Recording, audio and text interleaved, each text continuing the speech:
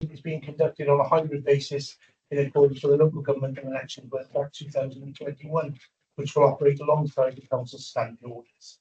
The Council's standing orders and code of conduct will apply at all times during this virtual meeting in the same way as ordinary meetings, and members should conduct themselves accordingly.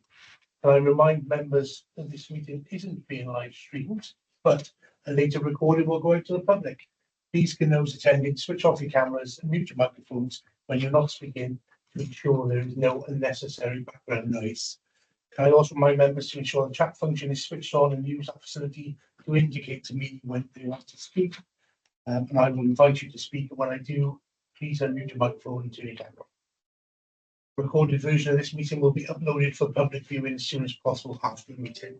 Whilst translation of the proceedings can be provided upon request, the images and sound recordings may also be used for training purposes within the council. Thank you very much. Any declaration of interest? Clear interest in the waste packages on the environment public protection. Declare an interest in the private housing sector. Recently been involved with the community group beside shared prosperity funding. Any other declarations of interest from members online?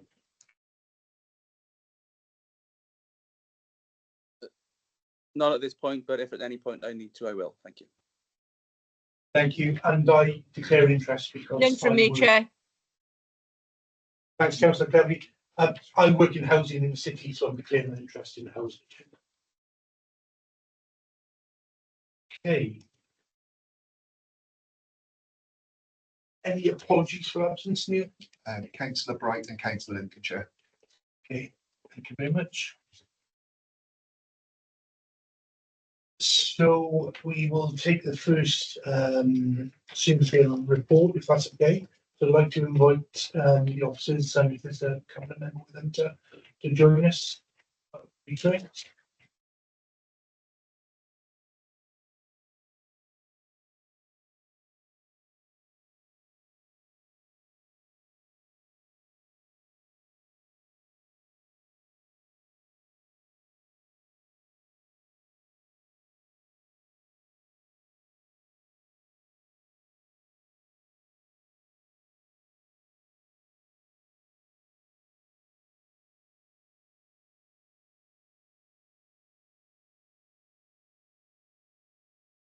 Okay, so regen and economic development.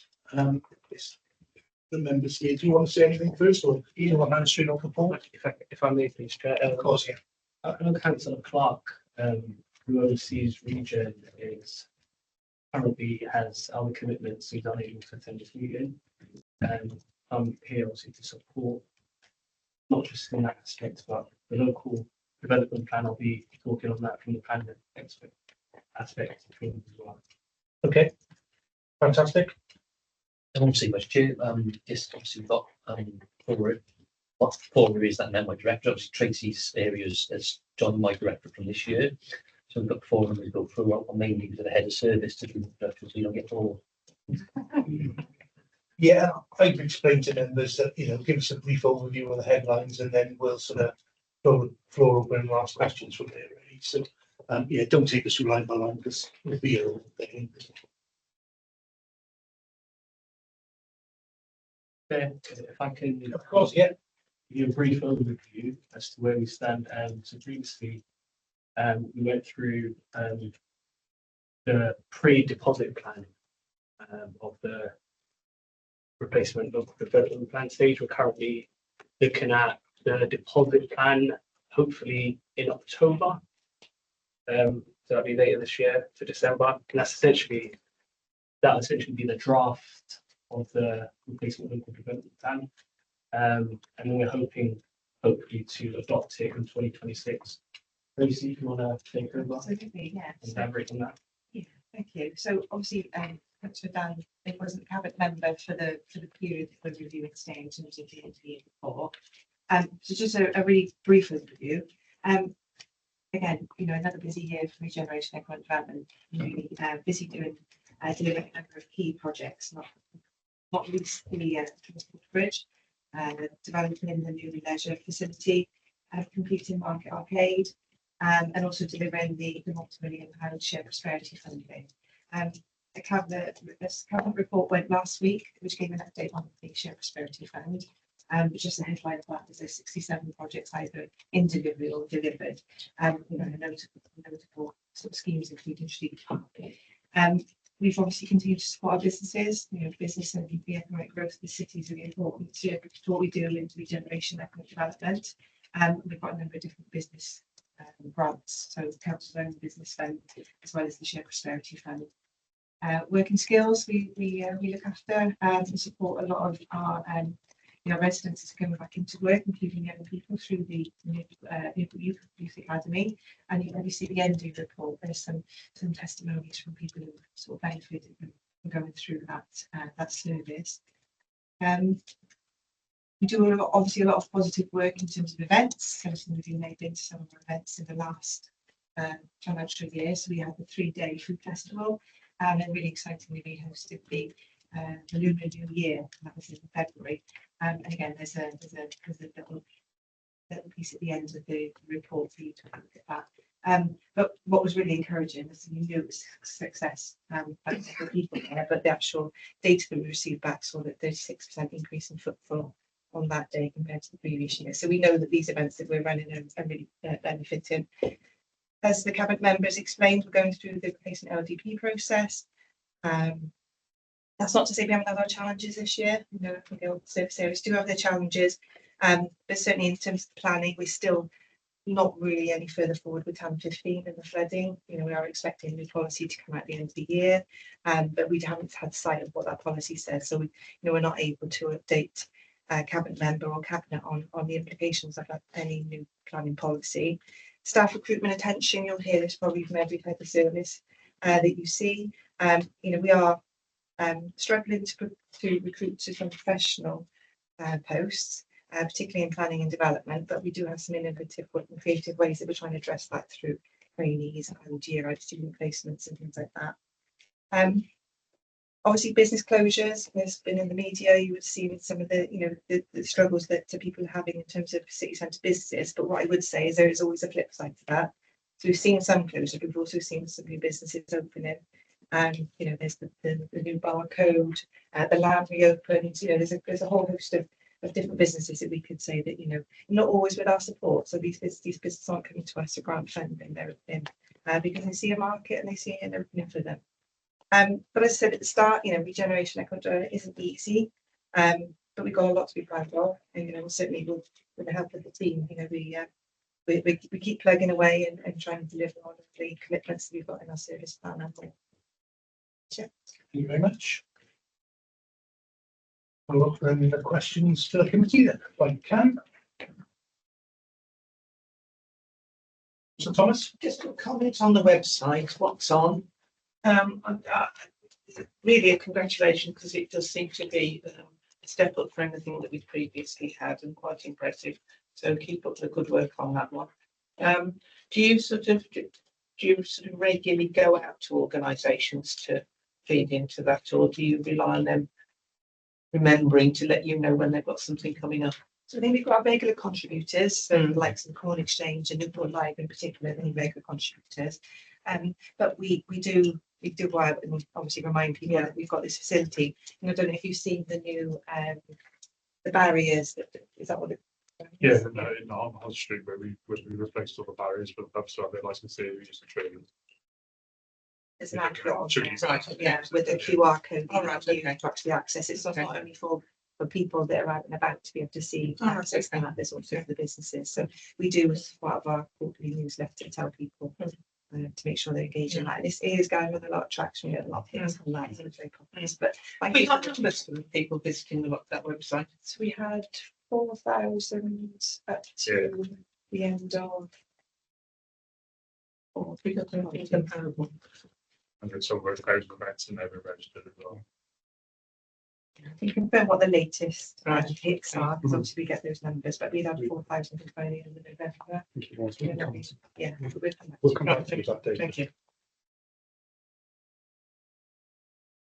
Actually comes to him, Matthew Pym. Yes. I was going to come back to Tracy, it was the transport bridge I was going to touch on first of all. It's great to see that the transport bridge is receiving the investment it has then on the visitor centre nearing completion. It surprised me over the decades there's been no other regeneration in the Rain area. So we've got the visitor centre, people from Newport, I'm sure will visit it, but people coming outside Newport will go there. And after the visit, there's nothing directly linked to the transport bridge close by. We spent a lot of money on the visitor centre, but have we thought about the area that the transport bridge is in and what kind of long-term regeneration could take place to keep people there for, say, the whole day? Even if there was something similar to a play path quite close by, if a family was to come along, parents may visit the transport bridge, visit the centre, have an hour in there, the kids are going to get a bit frustrated, where do they go? School trips, if you would take a school trip there, you're going inside and visit the centre, you're coming back out, what facilities are close by that the schools could use? It's great to see, and it's long overdue, but I think it's the bigger picture we need to be thinking. I've always found that a lot of the regeneration reports quite piecemeal. We'll focus on one area and we'll do that really well. Then we don't support it with regeneration in and around that area for future businesses. Like I said, it could be play facilities. Money's a massive issue, I know that, but is there a vision to do any more within that area other than just the visitor centre at the moment? Very interesting point there. I think the difficulty part is in terms of its location, it's right next to the entrance to the docks. And obviously, it's right on the other side of the SDR. Can we? Exactly. We are. So just, I think location-wise, it's challenging. But I do appreciate the fact you say there's what other facilities around there. What I will say is the other side of the bridge we've got Coronation Park. So there are sort of outdoor and open spaces available on the other side. And What makes it go over? well, when it's working, they can go on the ones there and travel across. So, but it is a really challenging site because on the other side, you've not only got Coronation Park, you've got another industrial estate. Yeah. So it's obviously the purpose it was built was to carry people to work. So Yeah. you know, But you have got a river there. It's a tidal river. I take that, but even something as simple as a slipway that was there to encourage boats to come a bit further up from Ascot, that they could tie off their boats close by and then they could stop off in a cafe and have a drink. I think there could be a lot more going on in that area other than just the transport bridge and the visitor centre. That is a fairly simple fix. I mean, like I said, the Ascot boat and yacht club is not far away. They tend to go out in the estuary, but I mean, there was something a bit closer by that they come kind of more up to. You maybe just either somebody turning up and just sitting and watching the boats go by. Just on that point, Chair, there is a big warehouse just further up on the same side, and something's been going on with that recently. Is it the malting? I don't know what they call it. It's got a roof. Yeah, it has no roof. Is that anything to Plan do with? enforcement action? That Was it? Oh, okay. So it's nothing that we've got. no, we don't own that. We're only taking enforcement actions because that's Okay. Right. Thank you.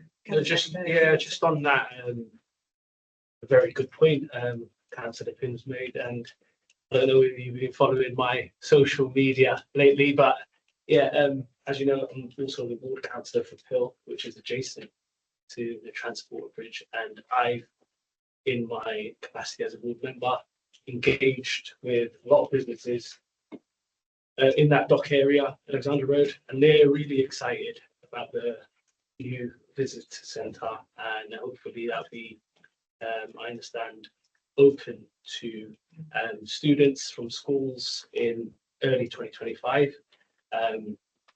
But the point that you made, just coming back to the point you made, I know the program manager for the Pill Master Plan, he's doing a lot of work in terms of engaging with businesses. There was a forum set up for businesses in that particular area of Pill where, in a collaborative way, as to how they want to engage with the local authority, of course. So there are a lot of works going on in the background, but I know Councillor Pym, we've gone out for a visit where we engaged with St. Stephen Church and Pill Trust as well, and he's also, of course, interested in developing a play area for children, and that's, of course, again close to the transport bridge and business centre. So there is a lot going on, but do we need to do a lot of work? Absolutely. I think we do need to do a lot of work on the ground, but I think as ward members, we all need to go out to our areas and engage with businesses and make them aware that, you know, business centres coming up, and just promote that collaboratively cross party. Absolutely, Yeah. Councillor Rich first. Just picking back up on Councillor said about the transporter bridge. Can we just elaborate a bit more on timings? There's been a couple of different dates thrown around. If you look at the report, we're talking Q3 25 to 26, which suggests the end of in the next year. Although you're saying it's 55% complete, but then the wording says it's approaching substantial completion, but to be 55% of the project complete. The press release that went out talked of school children being able to visit from early spring next year, but also in the report you were saying it's going to be handed over in November 24. So what's the implications of it being handed over in November 24 in terms of budget responsibility for the council? But also, are we talking end of next year for this to be open? Are we talking spring, summer? Do we have a bit more of a definitive date on this now? So I think it's really important that we distinguish between the visitor centre and bridge repairs. So the substantial completed element is the visitor centre, and that will be open to community groups and schools via organised visits from January. The dates that are contained in the report relate to the actual repairs on the bridge. I mean, it has been a very challenging project. Yes. It's It's been handled well so far. Thank you, but the results are going to be. It will, but it's safe to say it's been misbehaving in terms of just how it's been reacting to sort of, you know, the work that's on the bridge, and you know, whether I think we've had all sorts been thrown at that, but obviously the work is progressing, positively progressing. But the 55% figure is the total project, including the bridge and the visitor centre. But it's if you were to take those separately, if you exclude. It's the activity segment as well, councillor. So, particularly with heritage fund projects, the engagement of people with the history of the site, the recruitment of volunteers, the events, the number of kids who learn about the history of the bridge and the activities is as central to them as the repairs. There's an element of the project which is around that, those softer outputs, like the educational programs, the artwork, and all the rest of it. So that's within the 55 as well. Is that's not completed until we get this and that. So the site is free. Is it worth trying to back to the narrative that you treat this set before open, but also ongoing works and promotion and stuff? That's a project, if you like.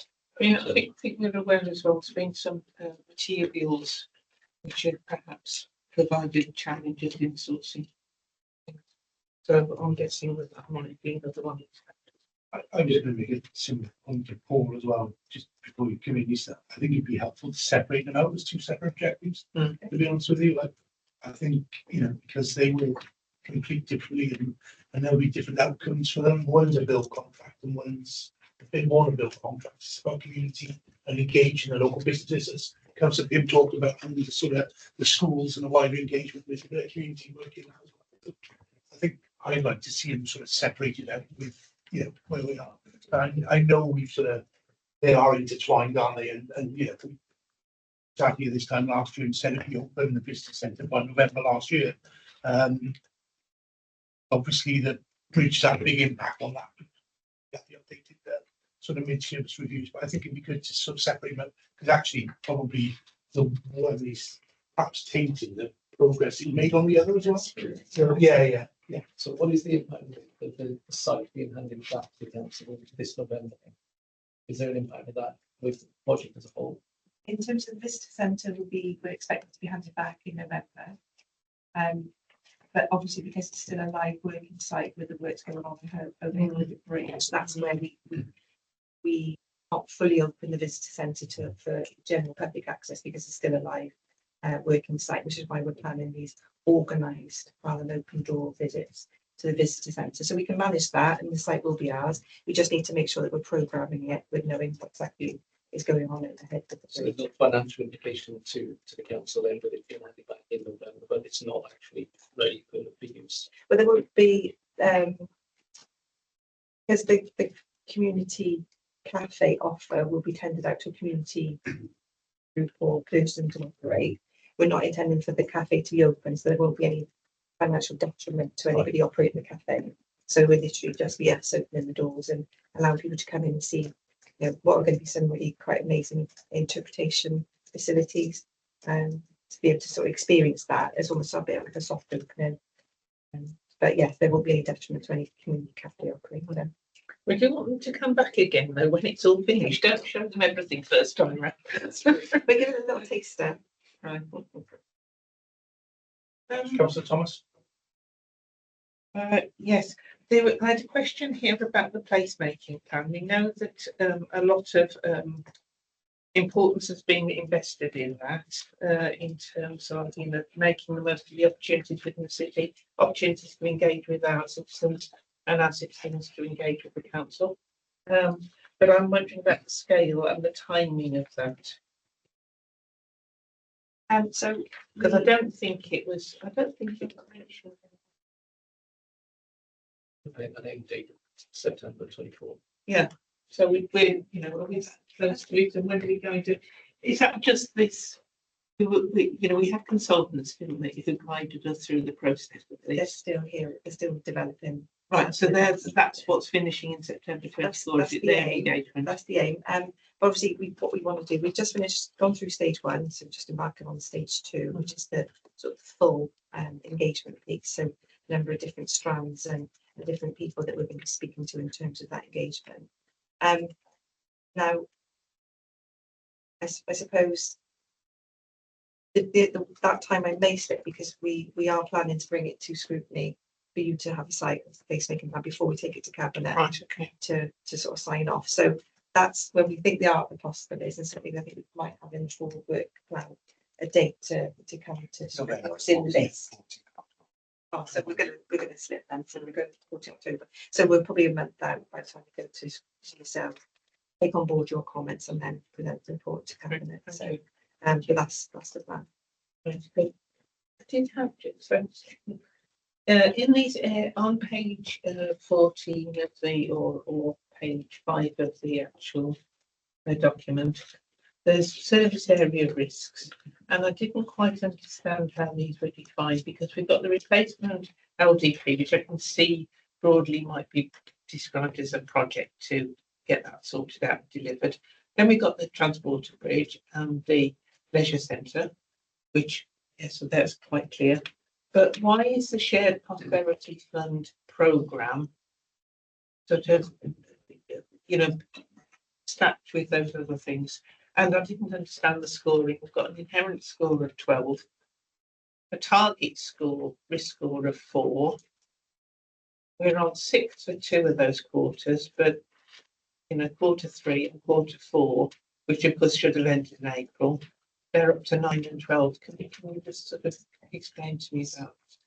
So these are a list of sort of what we consider to be our most sort of strategic risks across the service area. And the shared prosperity fund is on there because of the quantum of the funding that we need to spend. So we have 27 million in terms of core funding, and then the 5 million for multiply.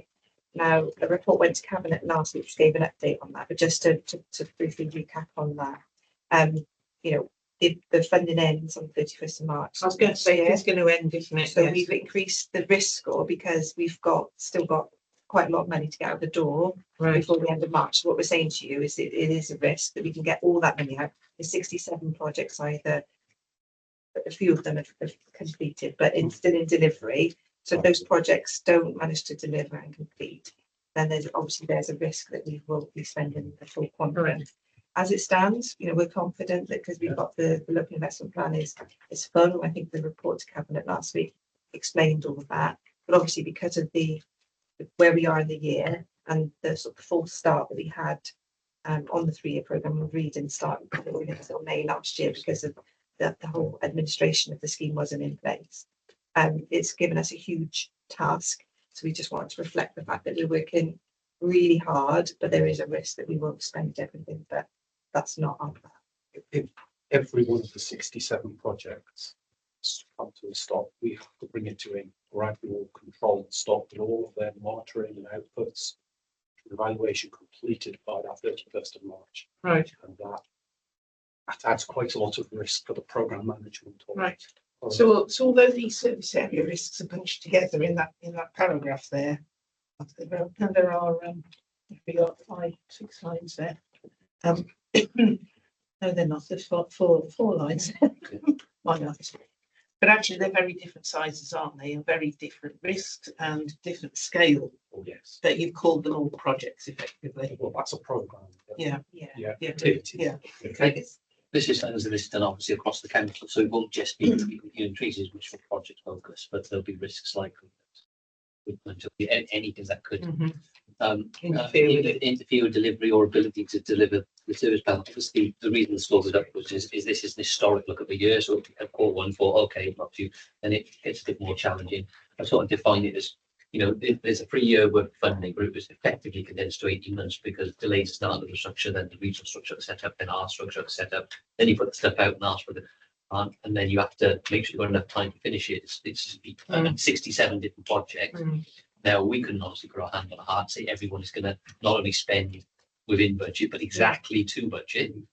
You know, so what we're saying is at the moment the current is unless every single project spends exactly to budget, which I think is something that's never happened in the history of council spending ever, then there's a risk. It sort of feels though, is it? Because of the enormity of that, it needs a separate paragraph. It just It's extension. Yeah. Yeah. So there's obviously a lot of lobbying on between us, not just us specific councils realising this is effectively like trying to land a helicopter on a pin. Yeah.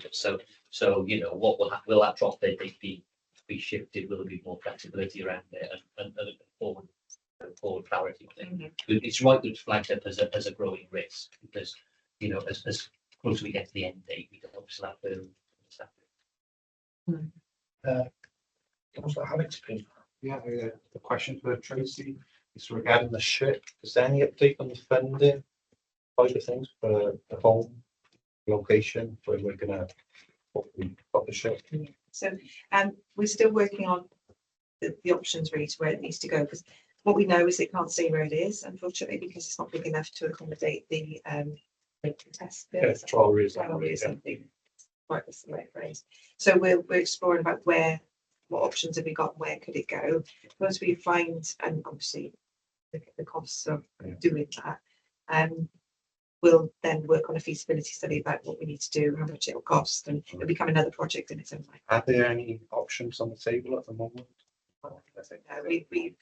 We've got some support for to find the right size unit building, whatever it may be, but nothing that we've got in terms of we're actively considering at the moment. But it is. If you've got a spare warehouse in the city centre you want to give us for free. Yeah. It would be. There's one without a roof. That's no good. After we spent all that money treating the timber. Yeah. Councillor Matthew Pym. Yeah, our leader Dimitri has asked this all to be as positive as we can be. So before next kind of this little critique. I just have a look on the website at the moment, the what's on. So bit of my background is I'm the chair and event organizer for the Beechwood Park Community Group. So we've been responsible for organising over 50 events free for the community over the past decade. Promotion of those events and advertising is very difficult, trying to get that message out. They're relying on social media, the old-fashioned kind of banners and posters, really difficult. I'm just starting with the website at the moment. You've got popular parks, you've got Bellevue, Beechwood, and Tredegar Park. The bias towards Tredegar Park and the list of facilities available in comparison to Beechwood Park. There's nothing on Beechwood Park. There's 2 lines on its history. Beechwood Park's green flag status. There's no mention of the tennis course, the bowls club, cafes, the businesses that operate from there, the facilities that are available, and the community group that I'm involved with that put free community events on through the year. I've just had a look also at the what's on a advertise an event, and it's quite a tricky process from just scanning through. Now, I should use it because this potentially is being seen by not just everybody in the city, but beyond. I just suggest perhaps that feedback's captured into an email to our. Just to come back in terms of how we promote the facilities that we've got within the city. I think we don't do ourselves justice. There's always lots going on within the city every day of the week, and I think that we don't maximise that by promoting it on our website for a start and then taking the time to let people know. So gotcha. No, that's okay. And individual feedback about the park, I'm sure officers welcome that. And, you know, we'll get. Well, we touched on what's on. Yeah. Event, we just take a look at that. And there are the two there's at least two consultations. There's one on Beechwood and one on Bellevue. And I think Bellevue is this week, I think, or next week. Yeah, I've got it in my diary. I just can't remember the day. I know we've given some Shepherd's Charity funding. Yes, for obviously, the the massive event, help so is just. please make sure you put them on that website. Yeah, yeah. But we'll think about how we promote that more widely. Again, perhaps to make sure a lot of work. It's worth saying in terms of the events calendar website that we've got as well. Yeah, you mentioned it tricky to upload to that. We're simplifying that process. Okay, that's the next phase. Yeah, absolutely. Thanks. Councillor Reeves? Thank you, Chair. First one is an observation, not a criticism. It's just when you're going through the reports, as we've spent a lot of time just reading through it and you're looking at dates and end dates and completions of project stages, etc. They don't all give a very clear picture at times of where we're at with it. Give you an example, leisure centre, contract centre to tender at the moment, contract report, but with the start date of summer 24. Well, we're in summer 24, but it's still in. Apparently, so. We were last week. Yeah, I think it was last week, wasn't it? Ship date, we're going to take the 31st of March next year, but then it says the next stage is going to take 5 years. Living wage says we're halfway in, yet it says we're only 20% completed. Well, I'm going to be halfway in, but 20% complete. It's just whether it can be looked at before we get the reports. And maybe some of it needs a little bit tweaking last minute to say, well, actually, we are now 60% in, or we're only 50% in, etc. This will make it a little bit clearer for us. But that's just an observation. If I can come back to the leisure centre, that where I said the contract was out to tender with the start date of summer 24. Can you just give us an update on where we are at with that, please? Whether somebody has been appointed and what the sort of the next steps are going to be. So, unfortunately, I can only give a very limited update because we have had tender returns back, but we are in negotiations with that the preferred bidder. So I can't really. So we're not going to see a start date of summer 24 then. They have started on site, the pre-contract, Those are the the enabling works on site. It's still for the 10 way to find summer, isn't it? Is 18 months completion time for that realistic? That's what we're looking to, yeah. Yeah. Well, I was going to say we've got a month and a bit to go. Councillor Reeves. Very optimistic there. I just coming back on your point, just to take the ship for as an example.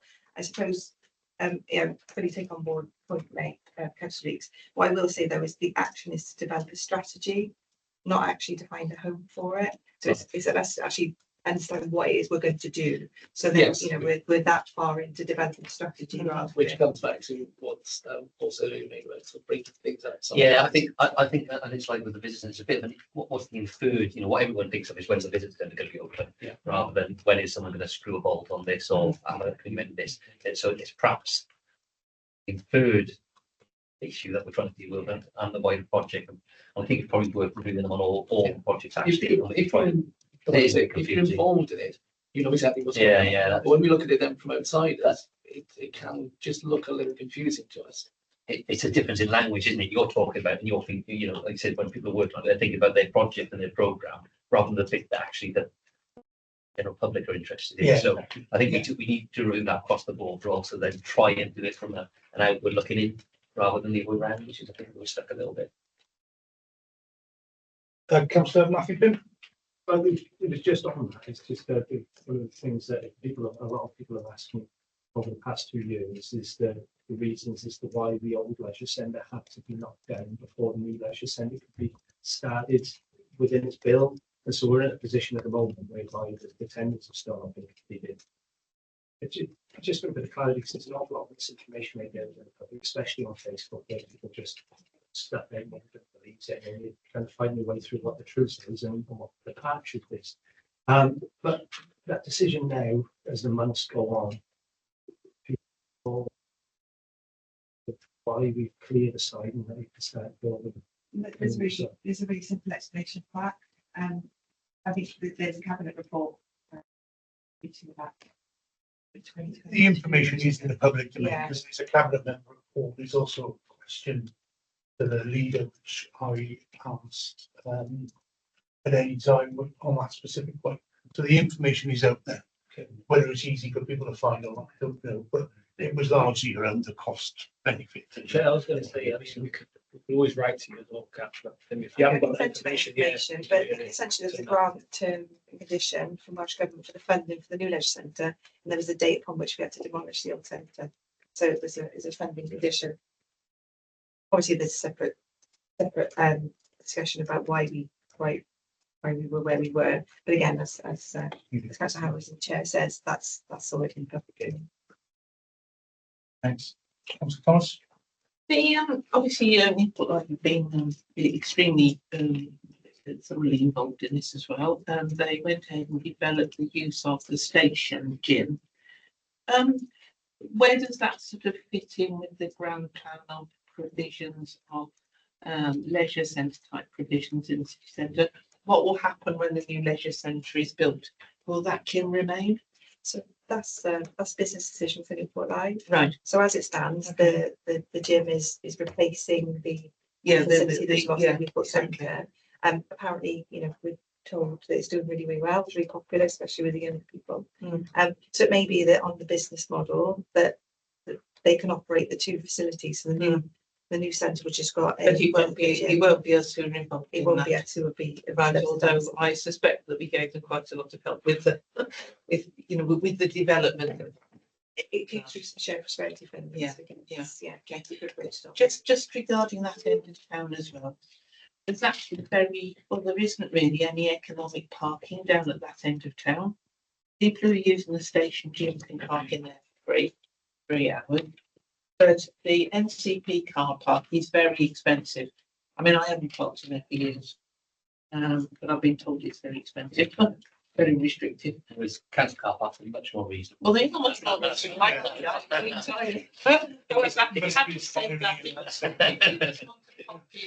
just want to pop in quickly, actually, Friars Walk is the most economic one. I think on the core bit, if it works out successful, I think it would be happy with that deal, but not as well, because it adds to the offer, location for where we're trying to develop offices, businesses, and the like. Exactly. It'd be good for Exactly, that yes. local stuff, but also it keeps that area alive, whereas Exactly. before it's been a problem. So it is an advantage being there. Yeah. Some of the works we do in Stephen's area with the burn stuff, also with the cycling support that we've been able to develop from there. So I mean, it's in the mix of a lot. But we need to be mindful that is the gym is obviously we've got to be careful on the gym aspect, because there's private operators equally, and someone else. We have got at least one of the gym operating the centre, haven't we? But it's about not actually deterring people to go to any area of the city, because actually when the balance of activities shifts with the new leisure centre, we've got to make sure that people want to go down that end as well. I mean, So this parking does strike me as maybe being a bit of an issue. And I don't know whether we lost half of the Hill Street car park with the development of the Link Cymru housing, and that was about the nearest one at that point. And because years ago, when I first came to Newport, there was a huge car park behind Cambrian. I would hope that the placemaking plan will pick all those things up collectively, really, about what do we want for those areas and what we need as a city. So I'm sure, I would hope that will be addressed as part of the placemaking. I think Portmore Road is actually surprisingly near, actually. Just people don't think of that bottom end of the Here. Hill Street, Yeah. the bottom end, Yeah. the public place. Councillor Reeks and then Councillor Holt. Just picking up on the talk about the replacement of the development plan start. Do you think basically we could have done all of the team there? Could any more to engage the public to get their responses? You said you had 550 responses to the plan. If you look at, for example, Burns Transport for Wales consultation, that had 2,400 responses to it.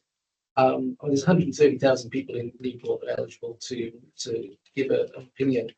And it's just really just asking the question, is there anything more that we think we could have done to have got more response from people? So I know we went in social media, we had sort of face-to-face meetings as well. It just seems an awful low response to have had, that we're going to go and base decisions on then, based on the fact that we've got less than 1% of the population come back and given their opinion. So I think it's just horses for courses, unfortunately. It's about the level of interest that people have got in that subject. So just by an example, we were talking this morning and there's been over 700 responses to the placemaking plan consultation in 4 days. So people are very engaged, very interested in it. Planning, Marmite for people in it. Sometimes The fury that seems to be kicking up on social media around. it affects you. Yeah, exactly. I think when it's a specific product that burns on a road or on a particular area, it tends to, the higher the level, it's, I think sometimes the less. I think the next stage of the LDP, you'll get more response, because that's when you start talking about sites. And that's what people get emotional about, don't they? So I certainly think, sorry if I could cross it in. No, that's fine. All I'm saying is that we did over and above what the regulations require us to do. So we went out for 8 weeks. We did far more engagement and drop-in sessions and appointments with the planning officer team. People attended board meetings at orientation. So, I think we did much more than we needed to do. We could have left it very much as per the manual. So I think we did as much as we could, but it is can be quite a bland subject for those people who feel it doesn't affect them. But obviously we've tried to engage them and make them see how it does actually affect you. It's not a criticism, just an observation. I think constructive feedback. And I mean, if you've got any recommendations to put forward, we'll certainly look into that, Councillor Reeves. But just on that, I just wanted to say that I do agree with Tracy, and I think the Reserves Commission is more about the economy, transport, etc. And I know a lot of residents from my area engaged in that particular consultation in comparison to the broader sort of replacement local development plan, which is a boring subject for many, and that's to be frank. But yeah, absolutely. If you've got any feedback, recommendations, on that. But I know we've got some comment about it. I held particularly in my ward specifically for it, and it was difficult to get bums on seats there. I think so. It was just an observation. What we have done. Since Tracy's joined my directors, I'm under strict orders to always say how excited I am about the local development plan. But I don't think I'm convincing everyone. Not yet. Councillor Horton. Did have your hand up, it's come back down now, so. Yeah, sorry, I just took it down when you said Councillor Horton after Councillor Rees. It's a question for Tracy, I guess. Could we have, only because you mentioned it, could we have sight of the business plan for the leisure centre, please? So the committee can have a look at it. Because we can see how it all connects together then. And then the second point I was going to make was after Kate made the point about the parking. Friars Walk is certainly more cost effective than the Kingsway car park is. I don't know if there's anything we can do about that, but Friars Walk is cheaper than the Kingsway. But not the first. I think it varies as you go down in the outskirts. And you used to be able to get your first out for free if you went to the leisure centre, pretended that you were using it. Perhaps you've given the reason why that's. The only reason I know is I use Friars Walk if I just got to nip across because it is cheaper and I've got to go to the bank or something. That's the only reason I know. But Kate is right in what she said.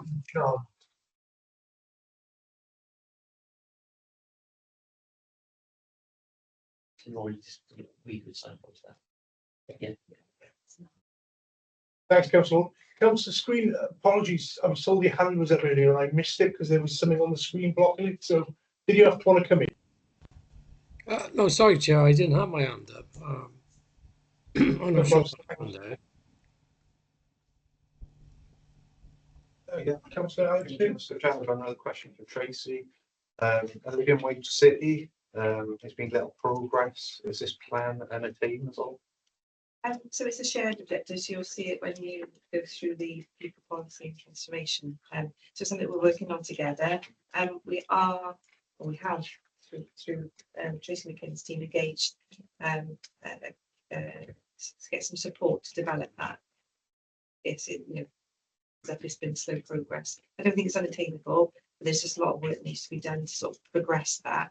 And obviously you can see through the rest of the service plan of other hands forward to make the project. So apologies for that, Chair, as and slow, but we are making some progress. Okay. So that's an example of shared prosperity funding getting used to unlock that for us. Yeah. Okay.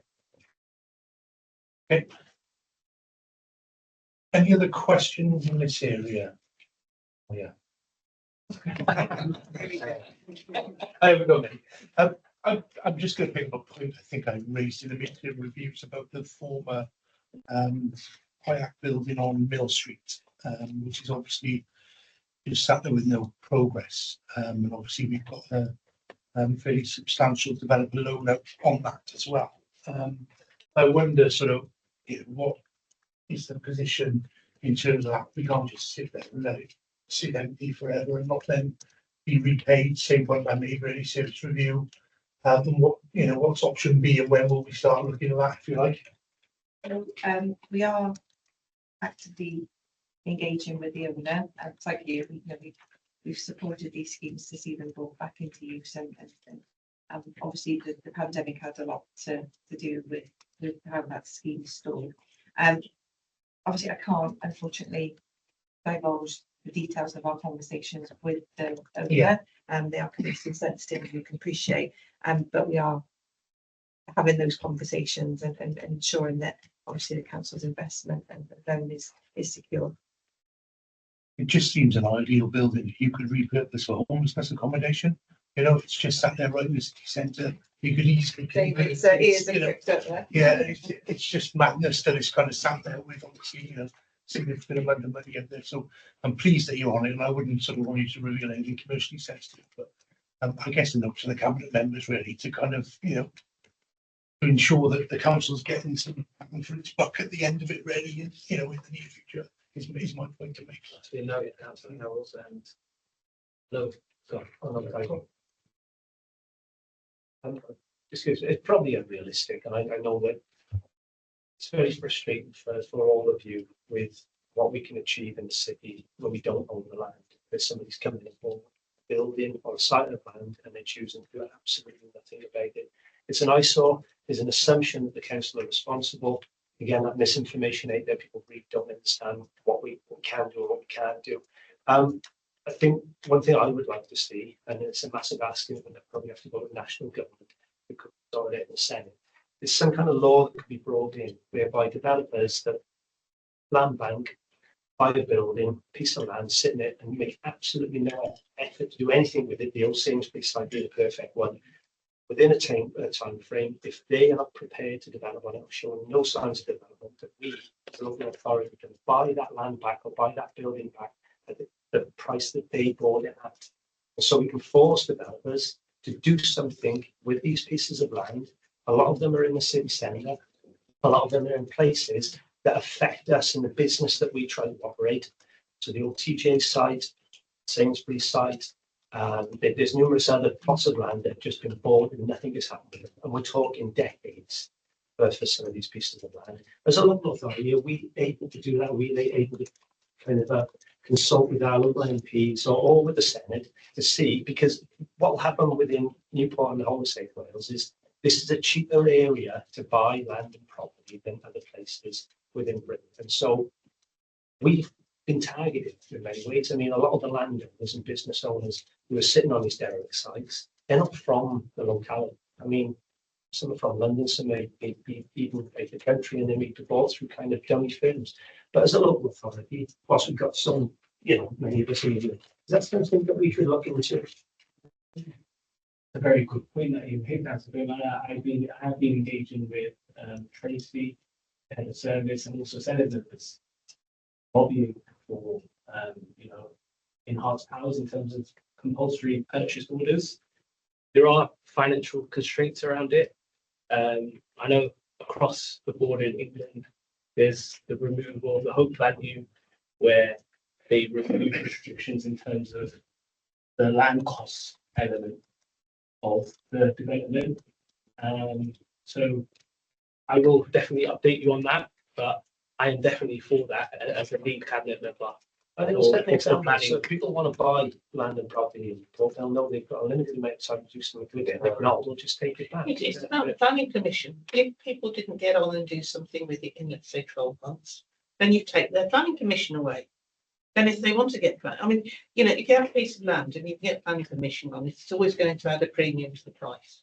I don't think it would actually work because there'd be fiddles going on. If they knew, you know, if they knew that the council could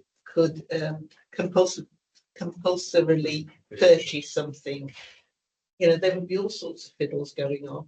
They'd get somebody to lend them the money to buy it at a higher price, and then they'd repay them when the council compulsorily purchased it.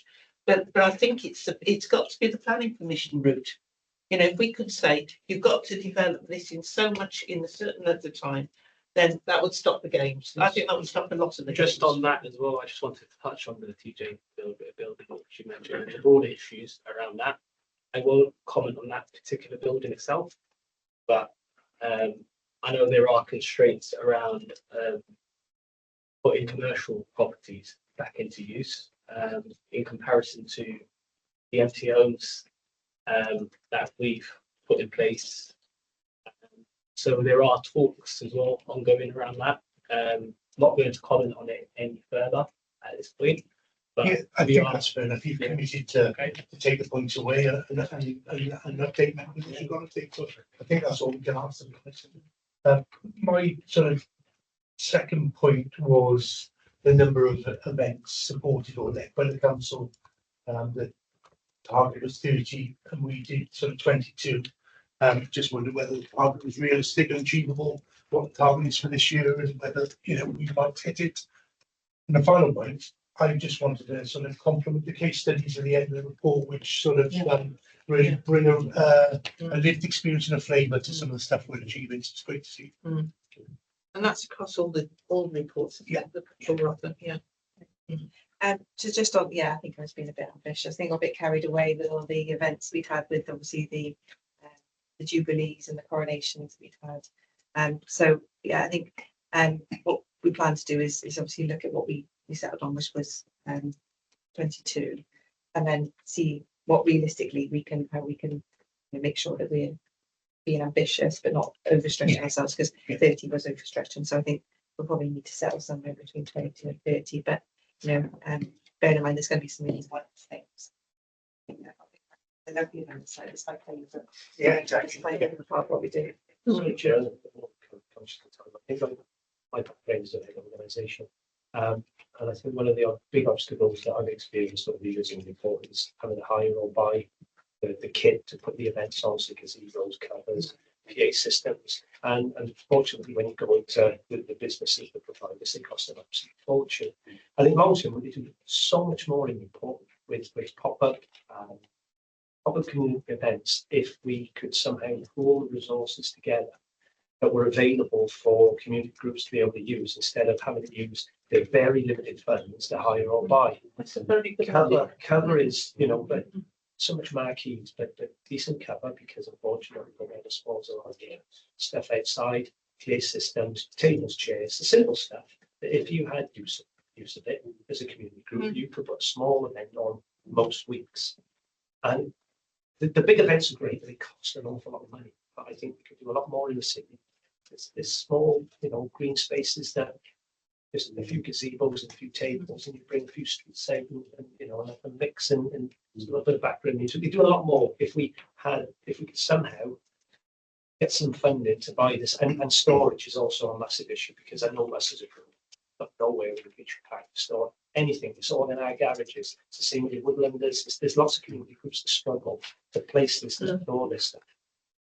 What the first person said to that as a reflection of what we do with SPF, as we've engaged with lots of different small groups, But so it's certainly something we're thinking about inside the events organising team, about how we do more.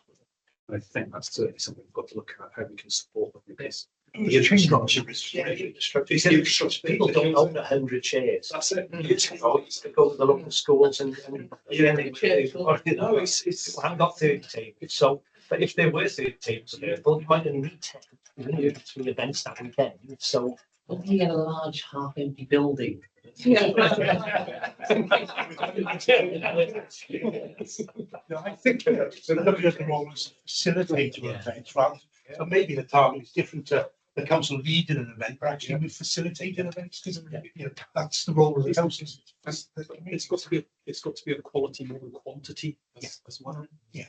And we can up quality by helping these groups. Okay. Take that away. Any other questions for this service area?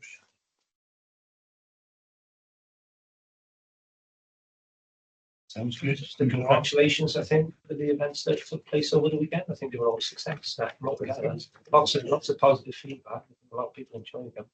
Just to hear that, it was nice to hear the city bouncing. It's a reminder of something going on. So, Before you all depart, you are going to have to wait while we finalise our recommendations for your service. Yeah, I'll stay, but I'll let. Yeah.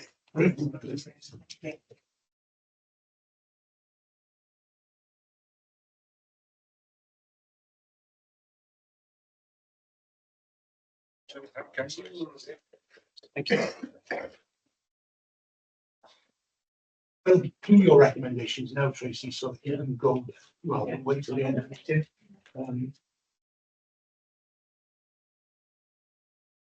We used to do them at the end, because that was why I said it. We used to do them at the end. Yeah. So what we do is we're going to do them service area by service area and then finish, and then you can go to. You can help me with the recap, Neil, that'd be great. So, what I guess is thanks to Thomas's comment about the website, get some numbers on the big figures. Your suggestion, Chair, about getting the two like the transport operation critical centres, do them as two separate objectives, so that you see it. There's a wider comment on the data stuff as well. Sorry, I don't want to tell you what you're. Your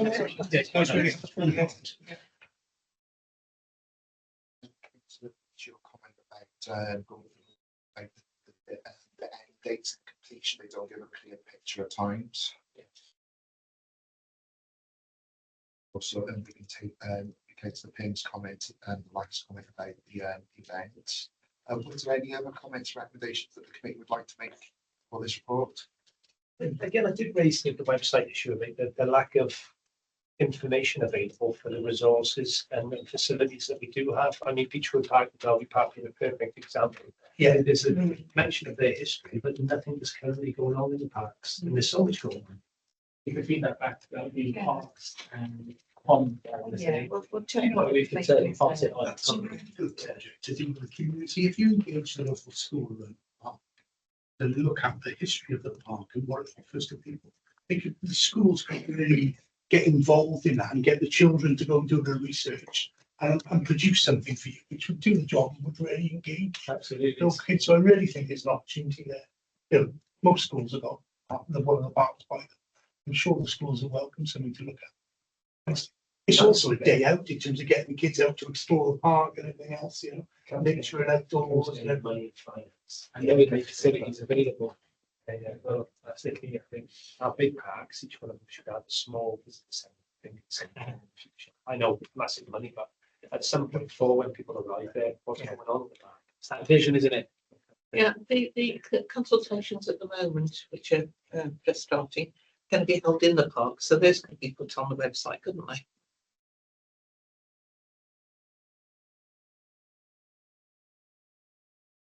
Anything that we might have missed in terms of recommendations for this area?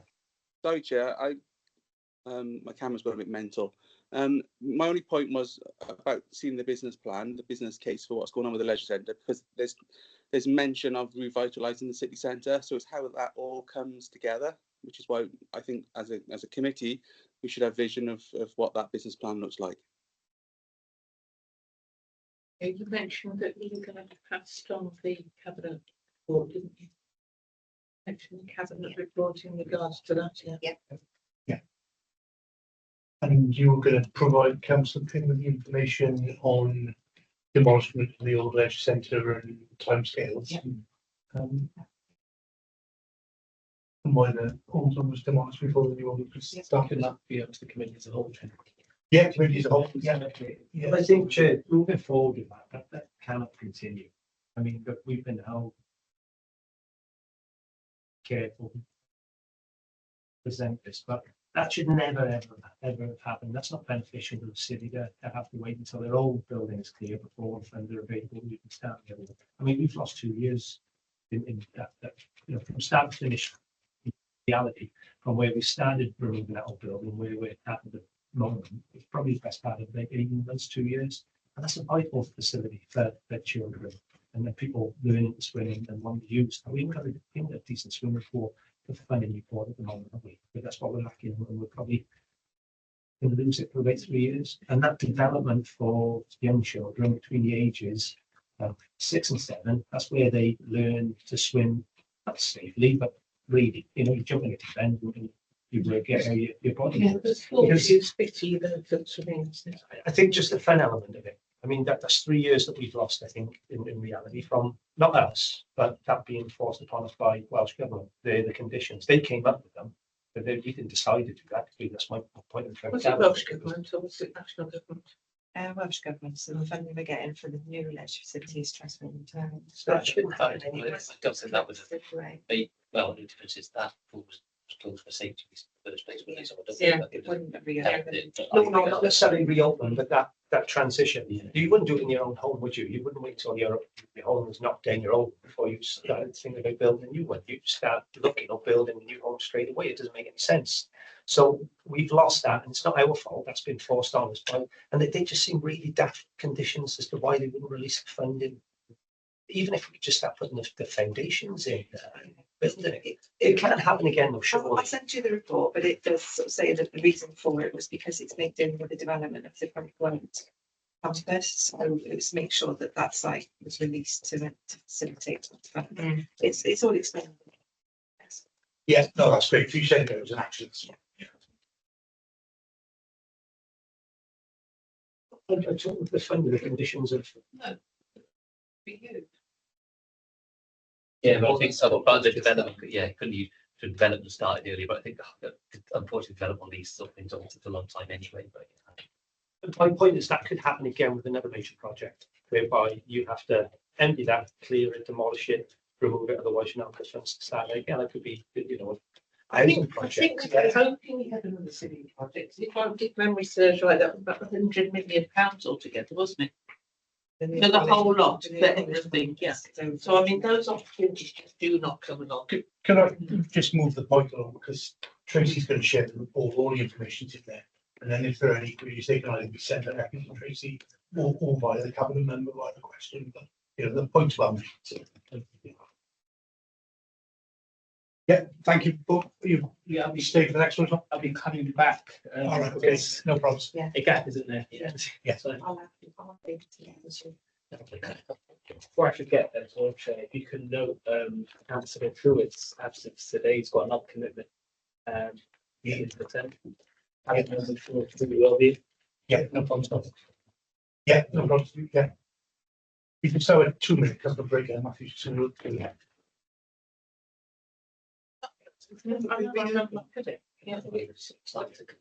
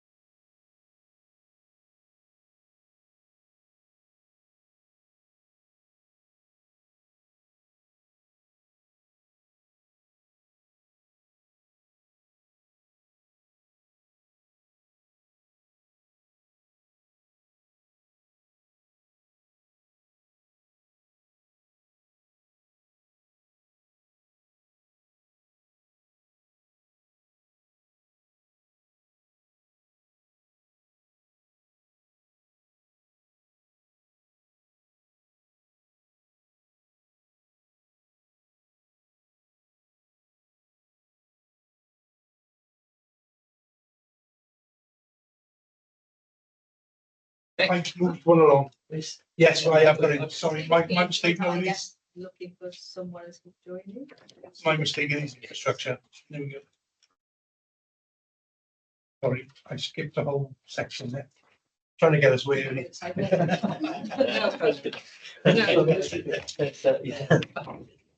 So, Chair, I think we're joined by the new cabinet member. Obviously, similar to previously, the cabinet member has come into post after the events were reporting. Yeah. Unfortunately, Steve Jarrett is on leave, but I've got a spare Steve from Highways to come along. There's always a spare Steve going in Highways.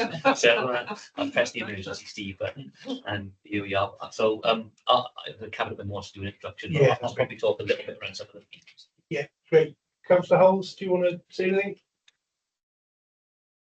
No, that's fine. I think, as Paul said, I wasn't involved up to the point of this report. Obviously, I am starting to get to grips with all the content of it, but I think better for Paul to lead this time.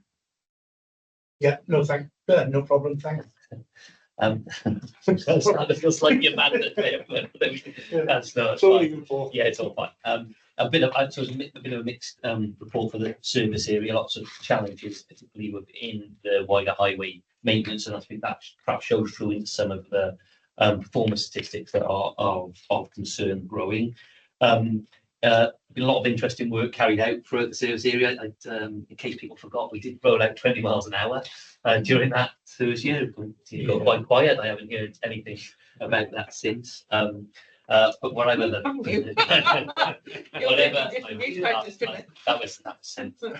was wildly sarcastic. I suppose whatever people's view is, obviously from the highways team, I think they've done a good job of what is can't be underestimated. No, the impact of a change of a default. Yeah. And it's not just the signs that people see; it's the amount of work on traffic orders, obscure diagrams that no one will ever read, and all the manner of legal stuff that has to go on in the background. So a lot of work from the team there, and I'm pleased with the result we've done. There's other projects mentioned in the report. We were again able to expand bus shelter and roll out some replacement bus shelters across Newport, which has been a challenge historically. And the works on the A467, which is a road that we've had a large number of issues on over the past few years. So it's really good to be able to complete those safety works. As I mentioned around the highway asset, so you continuing to decrease, and that is putting pressure on the response team, and those performance indicators have moved in the wrong direction. We are trying to address that as much as we can, but obviously the poorer the highway asset becomes, the bigger the problem at peaks, so after winter and the like. Yeah, I don't really want to dwell on that today because we've got the planking. I was just going to, sorry, as well as this, a lot of the development work on the flood risk management plan and the highway asset management plan has gone on, some of which is again in this sort of train that's sort of been delayed elections, and it seems some of that's coming to scrutiny broadly. I think the flood bundle we had a few weeks ago, so that's in train as well. So there's a lot of development work as well going on in the background. I'll stop there. And, no, I'm sorry to cut across. I didn't want everyone to sort of fire you a load of questions at the highway asset management plan today. So, Councillor Rees.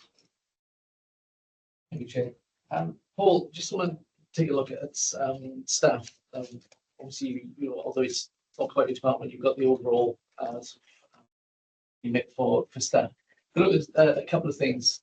Firstly, that the bi-monthly check-ins completed are quite substantially down. They hit 61% July last year, but ever since then they've been falling.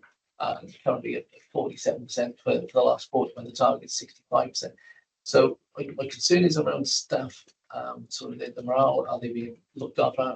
But the presumption is that these check-ins are for staff that are working remotely, or are they for staff that are just full staff. So there's a concern there that they're not actually being checked in with as they should do. But also look at the effect on staff. We know all that we've had issues recruiting staff, and it's difficult to get them on board. Page 58, we're looking at recruiting and paying a market supplement. So I want to look at the effect. What do you think the effect on might have on existing staff as well if you start to pay market supplements for roles where they're already accepting roles in place, and what effect that has on the overall budget? Because obviously, if it goes to cabinet, we need a new staff members can cost 60k, but then to recruit them, you actually need 70k. That has an effect on the budget as whole. So it's looking at staff well-being really and how that's being managed. Yeah, all good questions, and questions actually I've asked the service area. So in terms of the check-ins, everyone is on a check-in system, but this is the specific iTrent recorded check-in system. There has been some issues in how that is, we're able to deploy that for frontline services. So you can imagine a lot of the service area is men and women in high-vis, going around filling potholes and the like. And the system doesn't quite suit that. So a lot of their checking is done through sort of group team talks and group systems rather than one-to-ones. Allowing for that still too low, and some work is on that to ongoing. However, in some of these operational services, you'll see it's Sylvia's area as well. The system is never going to quite work as well for those. In the old IT system we had a method of mapping the two things across. So the team talks in the way that they would be done. You can imagine there's less formal coming sit in a chair and type in a computer and stuff, and more to people in the yard.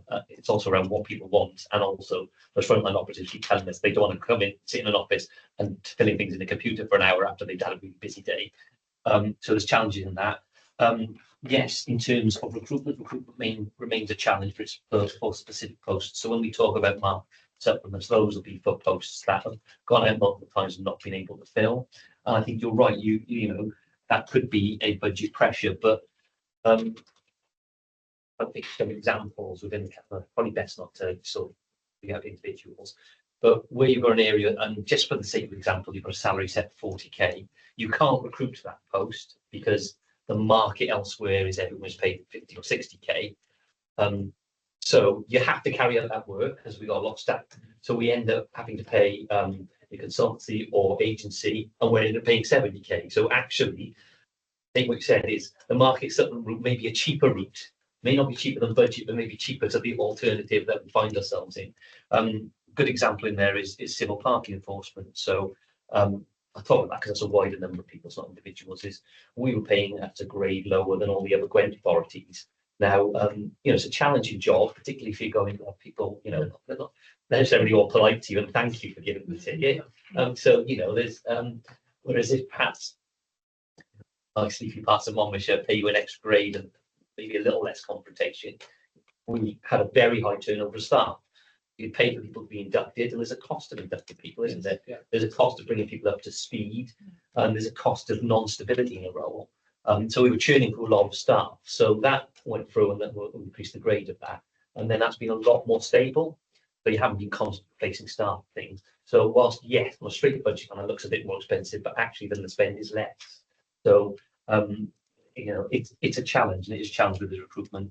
In terms of, general well-being and things, again, you'd expect in some of these, and it's traditional in these sort of manual jobs, sickness is at the higher level than the corporate jobs, particularly now when you can work from home. So if you feel poorly, you can still, while you've got a cold or whatever, I can still type 2 fingers on my computer at home. Not the end of the world. Yeah. If you're out collecting the refuse or you're fixing potholes and you read down, it's difficult to perform those jobs. I'd expect it to be slightly higher. Again, having said that, there's still work we can do. I think that covers off. Yes. Yeah, I just echo what Chris sort of says, really. I think we need to find a way around the system to ensure people are getting a regular checkup. I've made the point of that several times. 47% just isn't good enough, really. Less than half those staff in the service area not getting a regular check-in with the line manager effectively is what's telling us. And you might tell us about something different, but the figures we're publishing. You're right. So it's I'm sure it is. It is slightly. They may well be getting a check-in, but it's not report. It's not a computer-based check report on the system. And that's what I said. So we got to sort of get the computer to reflect what's happening on the ground. Yeah, 100%.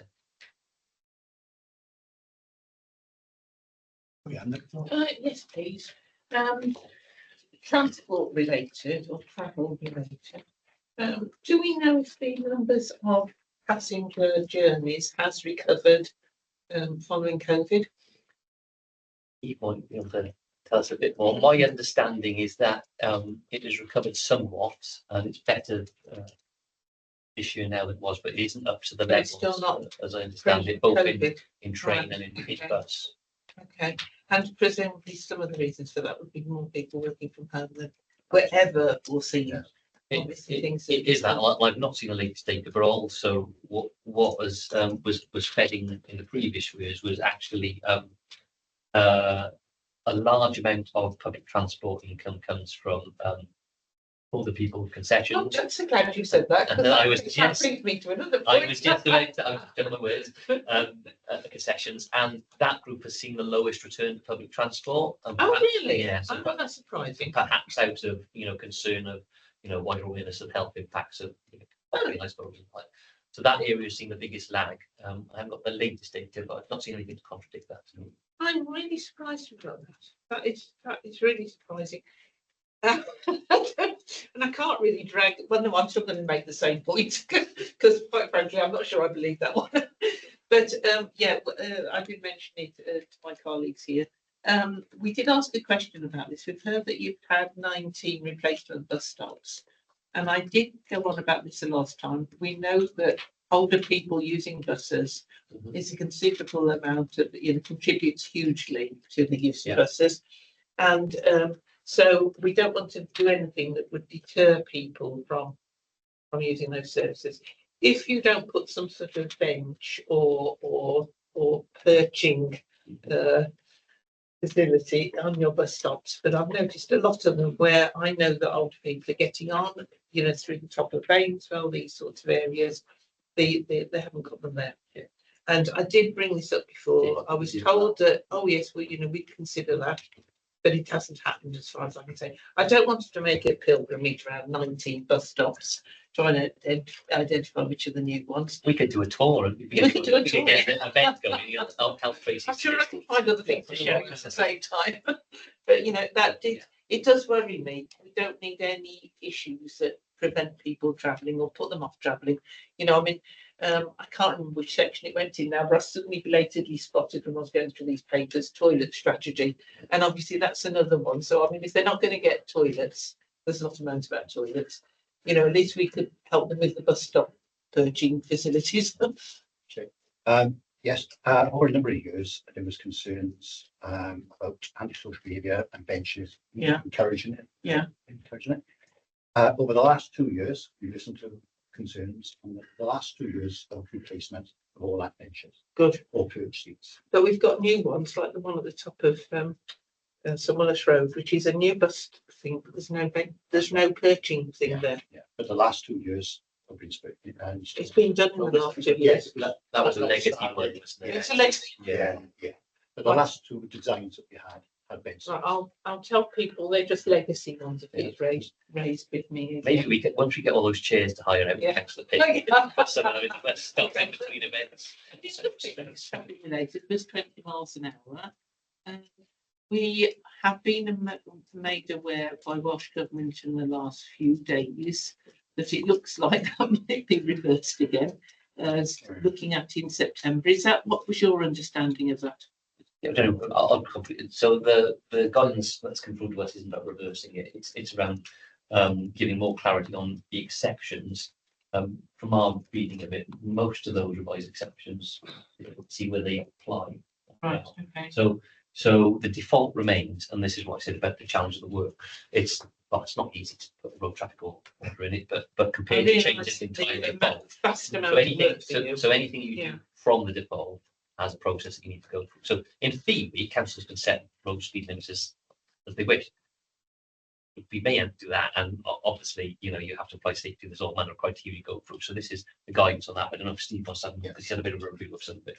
Obviously, Ken Skates announced in Senate in the May that there'd be a listening process. Yes. So obviously on the council's website, we've got to say for people have their say. Yeah. That comes to an end now, middle of July. It's still live at the moment, but right. Sure. So that's in train. Welsh Government have also released their 30 mile an hour exception guidance. Right. So together with the views of the people and the revised guidance provided by Welsh Government, the council will now reassess those roads that have been identified. In terms, I'm just going to come in on the same point if I can. That website, the feedback, it's a nightmare because you've got to do one road at a time. You can't put multiple roads in your feedback. So you literally got to go in and look at every single road as a separate one. That's what I had to do on there. So people have just given up and got really frustrated with it. I thought that had been addressed because most, I'm sure you could do multiple now. Right, that's great if you can, because I did email in and say, can you change this? After I sort of went through a rigorous process, it's great if it has been changed. Citizens were invited to comment, of course. Did citizens were invited to comment on roads which they disputed the value of going down to 20? Did Newport Council actually revise any of those roads? So that is what, so the guidance that's now been issued Right. can be compared against roads that people requested and Right. see whether or not it applies. Okay, didn't they, you must have been working from. So we can't review a road until the revised guidance is submitted. That process has happened now with the revised guidance. And so people have requested certain roads. The problem we're going to face, and So did we actually change any? well, we can't. This is the process. Oh, because of the, So people, the order in which it's done, it may, you can perhaps question the exact logic. However, we've recorded all those and, taken on board the website. We did change the website. We think we probably had more responses than and the other councils we comparing to. So we've got a lot of sponsors on there. The challenge is, Steve is trying to show me the number on his hand, but I think it says over 3,000. Right. So the challenge we're going to face, is some of those are for and against. Right. So, for example, I might be really annoyed about a road on my way to work, and likely because I just live opposite the civic. But in theory, now I can say I really want that road because it's really shall be done to work. All the people who live on that road will be saying exactly the opposite, even if they're sort of against it. So it's going to be a challenge to balance it. Also, if you look at sort of where, and we still got to review the guides in full. Some of it is around sort of arterial routes. That like the challenge we've got in Newport, and again, is those overlap with school routes. So we've got to take all that criteria into play, and we'll do that for each road people requested, and we'll publish that information so people know where we've got to as a solution. Yeah, well, what I get from the residents in my area is, well, who's going to implement it? Who's going to implement the 20 miles an hour when traffic doesn't? Yes, when traffic won't comply. Yeah, it's the police and their roads can be patched. Yeah. Chair, I would just come in there. So, going on the website now, Steve, it's still the single roads. Is it? Yeah, that's there. No, I think yeah. So you should be able to, so it'll go for each road, but you can select then multiple ones of them. When I went like last as well, I can check with the web team though if it's still on now. The reason you need that comment against each road is the guidance is road specific. So the comments are under general. I don't like 20 miles an hour. It's nothing to do with the council, so that's government policy. Yeah. So you do have to select. Let me pick back up the web team. I did try it once after they said, and it worked for me on my computer. But no, it asks you about the road. Do you live there? Do you walk children up and down it, etc.? Do you cycle on the route? Just so we start. Yeah, we'll have to pick that up. Surprising looking at this, but we're not the tech geniuses of the council. Would you like to provide feedback on another road? So that suggests to me it's it worked a bit different on mine, but that's Councillor Scrutiny on your hand up again. I did miss you, sorry. Yeah, thank you, Chair. I just wanted to go back to the sickness days lost. I understand there are issues there, but is there any sort of a management plan to try to deal with reducing sickness days lost? So is there a plan to manage that for the future? Thank you. So the HR team will work with the head of service, and I know that they do this in my areas, on a mix of individuals. So if there is people with long-term sick, which traditionally sort of bring this average up. In this year, there was a fair number of people with long-term sick. There could be people waiting operations.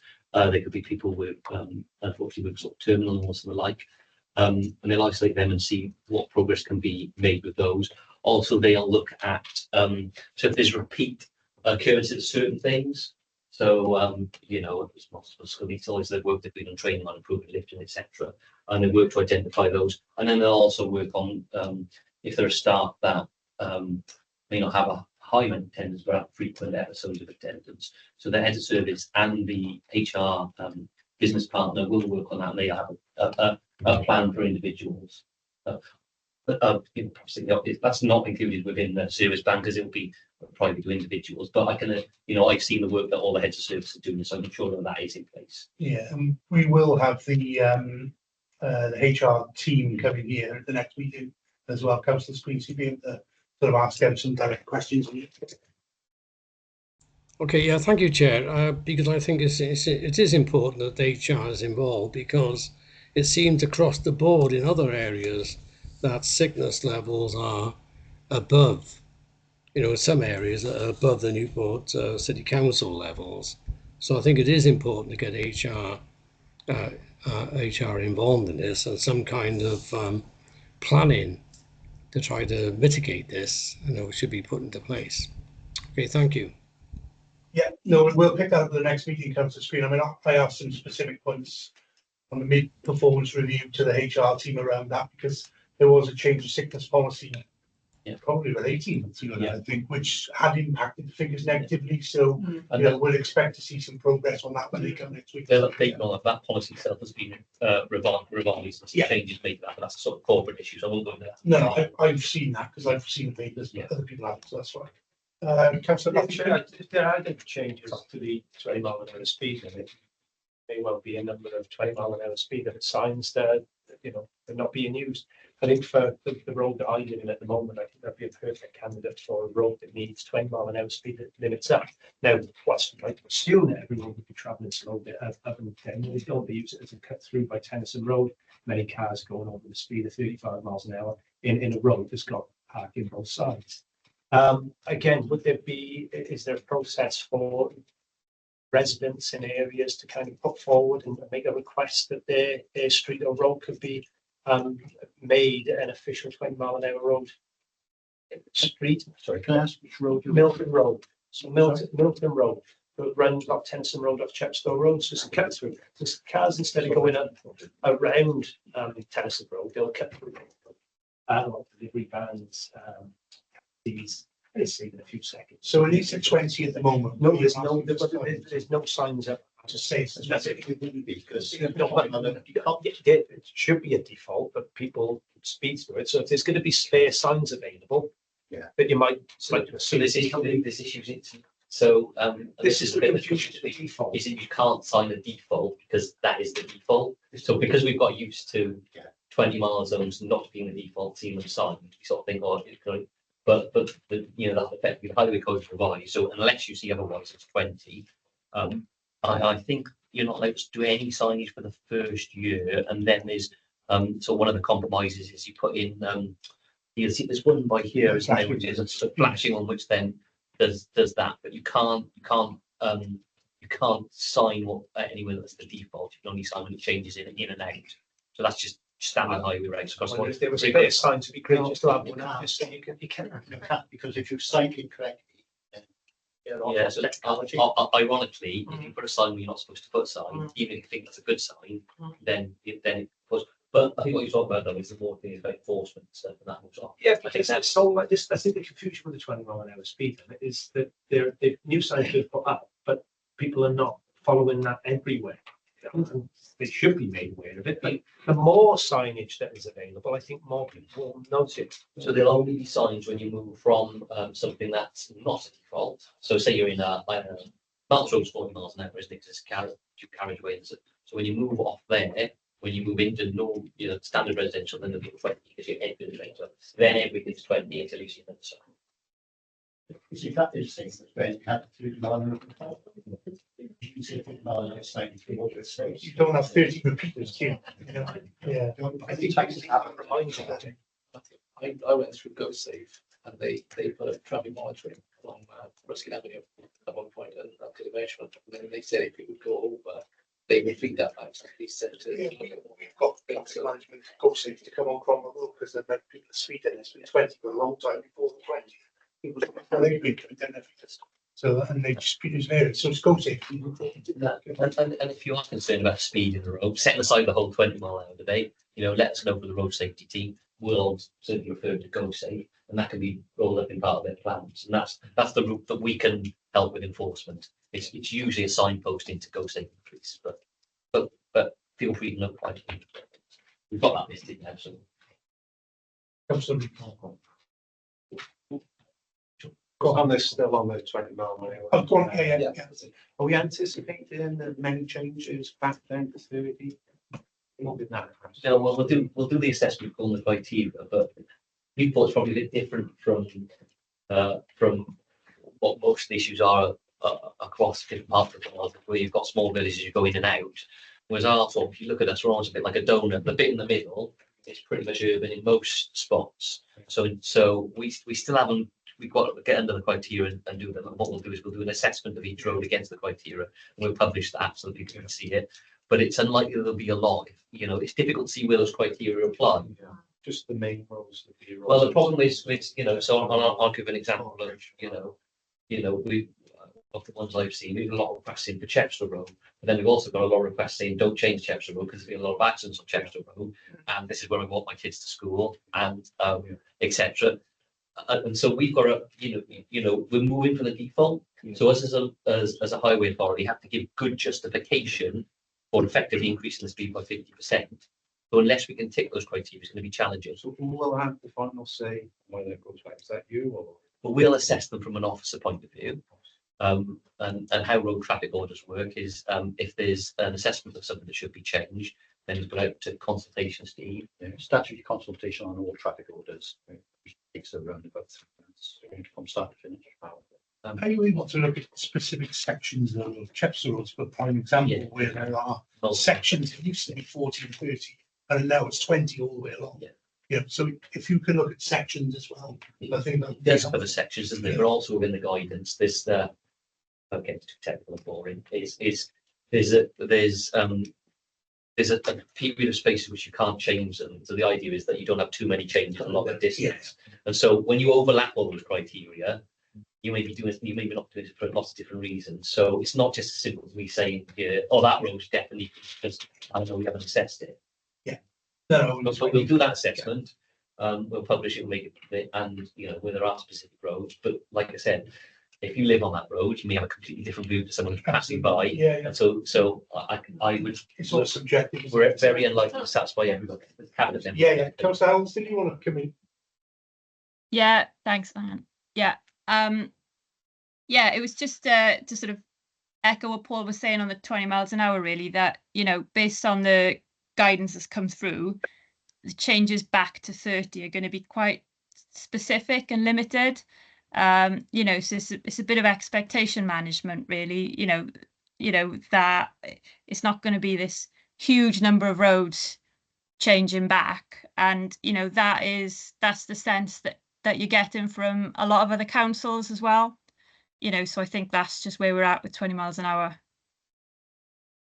Agreed. I think most of the changes are going to be in those authorities that have dispersed discrete areas. You've got a bit of urban, then you've got a gap, and you've got a bit of that, and it'll be the transitional stuff that'll be more of the changes. From my understanding of, we haven't gone through it in detail, we've skimmed it last week.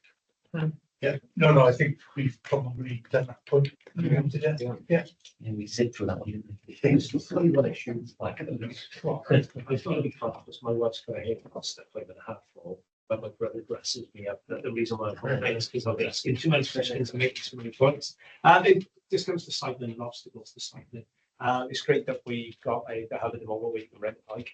I'm just wondering if us as a local authority could look at providing bike training and how you ride a bike for people who are older. So you get taught in school how to ride a bike. But after that, if you have not ridden a bike for 10, 15 years, your balance has gone to the pot. And there's not many places in the city that I can see at the moment where you could learn to ride a bike as an adult confidently.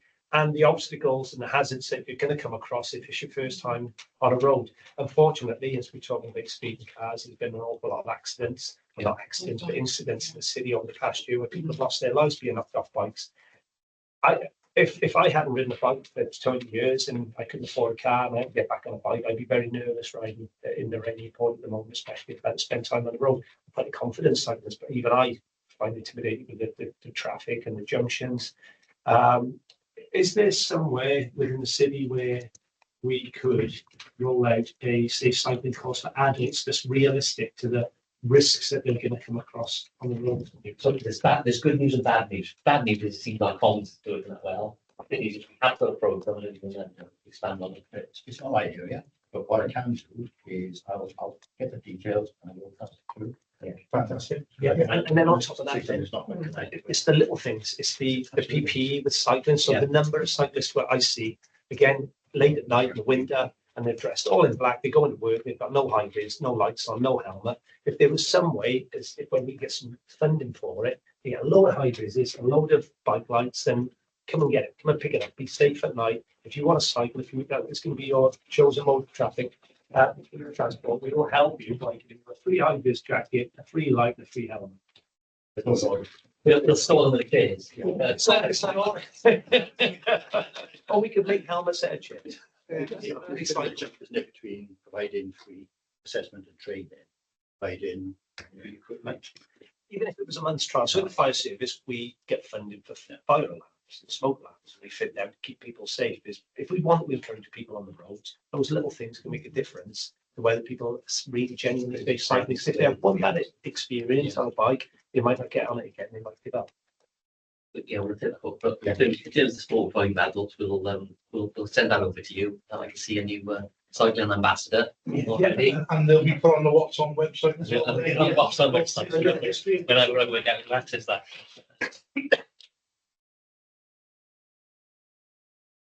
Councillor Rees, been waiting patiently. Thank you. Just maybe on what Councillor Pym was saying in terms of funding, etc.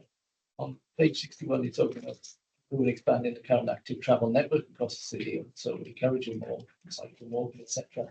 And it's essentially got bids submitted and agreed on hold for 2024-25 schemes. Can you elaborate on what the schemes are you've got bidding in for, and what changes going to be in place? You know, the current schemes. I'm not 100% sure what's in that program. I know a longer program. There's stuff around the city centre and connections to that, and there's some further works on. So as you all know, we've upgraded around 14 locks down to make that Newport. So I'm not exactly sure of the exact schemes for that year. So apologies, but you're right. So one is the next is it needs to be clearer in there. Two is I'll make sure that you send the list once I find someone who does know. I can pick up on what Councillor Thomas was saying about the bus shelters as well. We have 19 120 bus shelters across the city. A few of them in my ward. With the design on them, notwithstanding the fact that some have got seats and some haven't, some are done so that the outward side is facing the road, and some are done so that the covered side is facing the road. There's no joined up thinking there, because the one, unless you're going to tell me different, but the ones that have got the sort of side facing road are protecting the people stood in the shelter from any accidents, any wetness, any rain, etc. The ones that haven't got that are just open to the islands. They're open to traffic. They're open to everything. I just wonder why some are on Nash Road, for example, have been done facing outwards, and some have been on Ruskin Avenue have been done facing inwards, and there's just no continuity. Yeah, the reason is also with a 450 offset. Basically, where it is. What, sorry? Yeah. The old 450 offset that in there. Yeah. The base of the curve, you've got a space between any project in out. Vehicle overhang when the bus pulls in and things like that. So sometimes you've got to rotate the bus shelter. It's not right and wrong way to put a bus shelter out, or what's acceptable. But you tend to put it sometimes at the back, unless you can get the 450 to put the shelter going into the footway. You've got to reverse it to put it the opposite way, so you can put that tight against the back wall. So it's all to do with. I think he's saying constraints of the land. I don't understand it. Right. Well, on Ruskin Avenue, there's certainly no constraints on the land, on the pathway, and yet they've been done with. You walk into Master sort of opposed to walking out and having the. We can find out on the specific ones. Sometimes that's the general. Sometimes there's utilities and stuff underneath that they can't do. I know there's sometimes issues where it has to be only one way you can fit in, but for specific ones we can take that view separately. If you drop an email across to Paul and Stephen, that's fine. Yeah. Well, what to say, like, there's no right and wrong way, there's both acceptable ways of directing a shot. I think what the Depends challenge on today. the weather's like. Yeah, I was gonna say, or if there's a big puddle, just said something. Depends where the wind blows. Yes. Thank you, Steve. Okay. That's a quick one. Is there an update on the three railway stations being proposed by the Washington? It's 5 in total, obviously 3 that Five. directly affect Newport. We don't. So the work with the Burns has been carried on for over a year. So that is with the UK government. There's obviously been a recent change of government, and there's discussions ongoing around the programme. The unit itself has recently completed a prospectus, which I think will be published shortly, which outlines all the detailed work that's going on. I'd say anything in transport doesn't necessarily move very quickly, but there's been a lot of work progressing in the background on those stations. So obviously from our perspective, we are really hopeful, looking forward to that. Would be the point of contact to speak to one of the school governors in Capital. The proposal is to build one of the stations at back of the school. The school would hoping for a bit more information as to what's going on, what to expect. Recent governors meeting that me and my brother were at, that nobody seems to know in the school. We could contact it and So in first instance, send that through to us to the service area, and the head of service and the relevant service manager can pick that up. The project itself, it would be a network rail or transport rail, but so it wouldn't be a count. We'll do with highway stuff, and other agencies will do that. However, we'll have a lot of information. So if those local haven't shared, we can sort out a relevant person to come and talk to school about that. That's not a problem. But just send it into members or send it to myself or Steve, and we'll get it to the right person. Okay.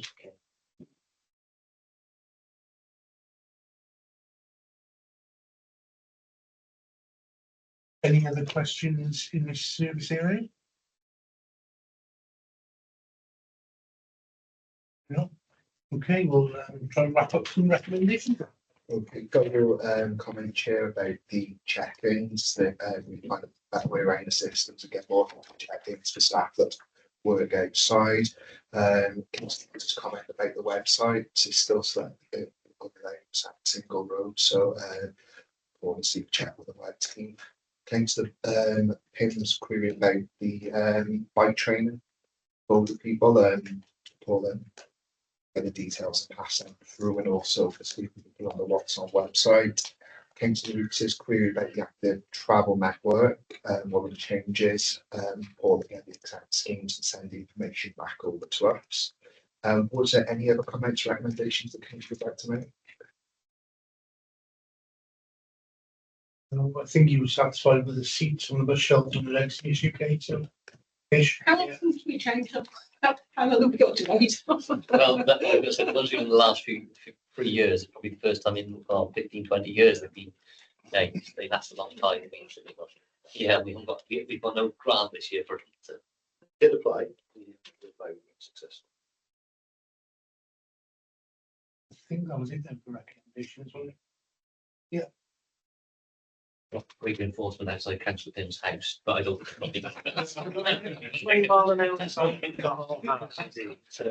Make your own, mate. Make your own.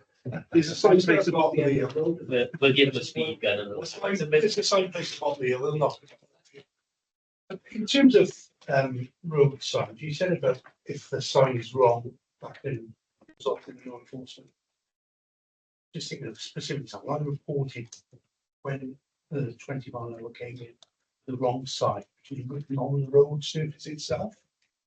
And that's never still haven't been changed. So we'll look at due course. So I think everybody, I'm not going to give the area, everybody has just got a case for that being, they got a ticket on that street, they get away with it because they are driving past the 30 sign on the road. Do those apply on the road? They do.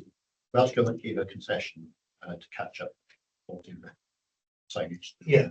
By 70%. So we have got a concession, but to be honest, it may well have been running through the net. It's quite possible. They all need to let us know what it is. I did look at that. We'll just start checking it. But those road markings harder to take off. There's you get a man with you're trying to burn them off, don't you? Very often, unfortunately, when they're gritted off or whatever, you still see them grit through. Yeah. I don't know if it's this case. This is okay. I said it once. I'll resend the. Yeah, absolutely. We should be just dealing with the odd problem. So. Sorry, I was after the event, but thank you very much. Yeah. We should go straight into environment and public protection. Very good. Thanks. Bye. Thanks, Councillor.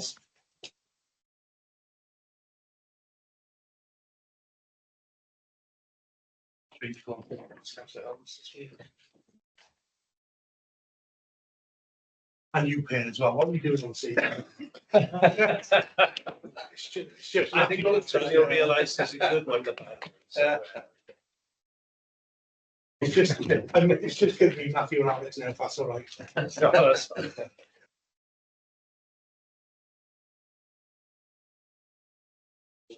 Send the test machine.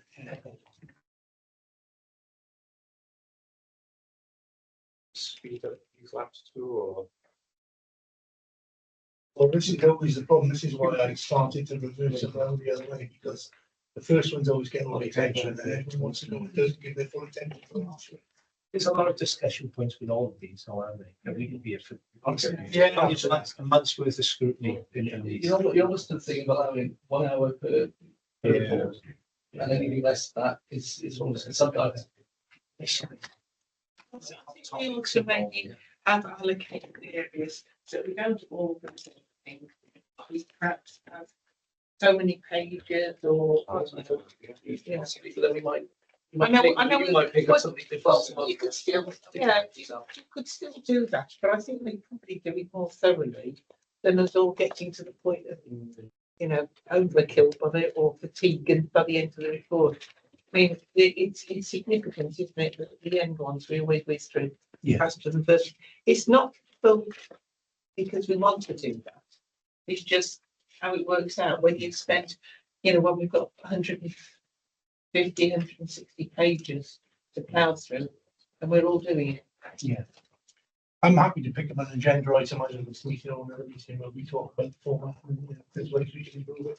And to be honest with you, Paul, Sylvia and other officers, your suggestions would be really helpful on that. If you think that there are better ways we can do things, please tell us. You know, we're open to whatever to kind of make the process simpler, but making sure that everything gets the appropriate sort of scrutiny. Even from a point of view of officers' times, I mean, I certainly sit on scrutiny committees. You know, the poor officers who aren't needed until the end, they come in at the start of the meeting and they're just sitting there. Yeah. And I mean, I don't think that's very good use of your David.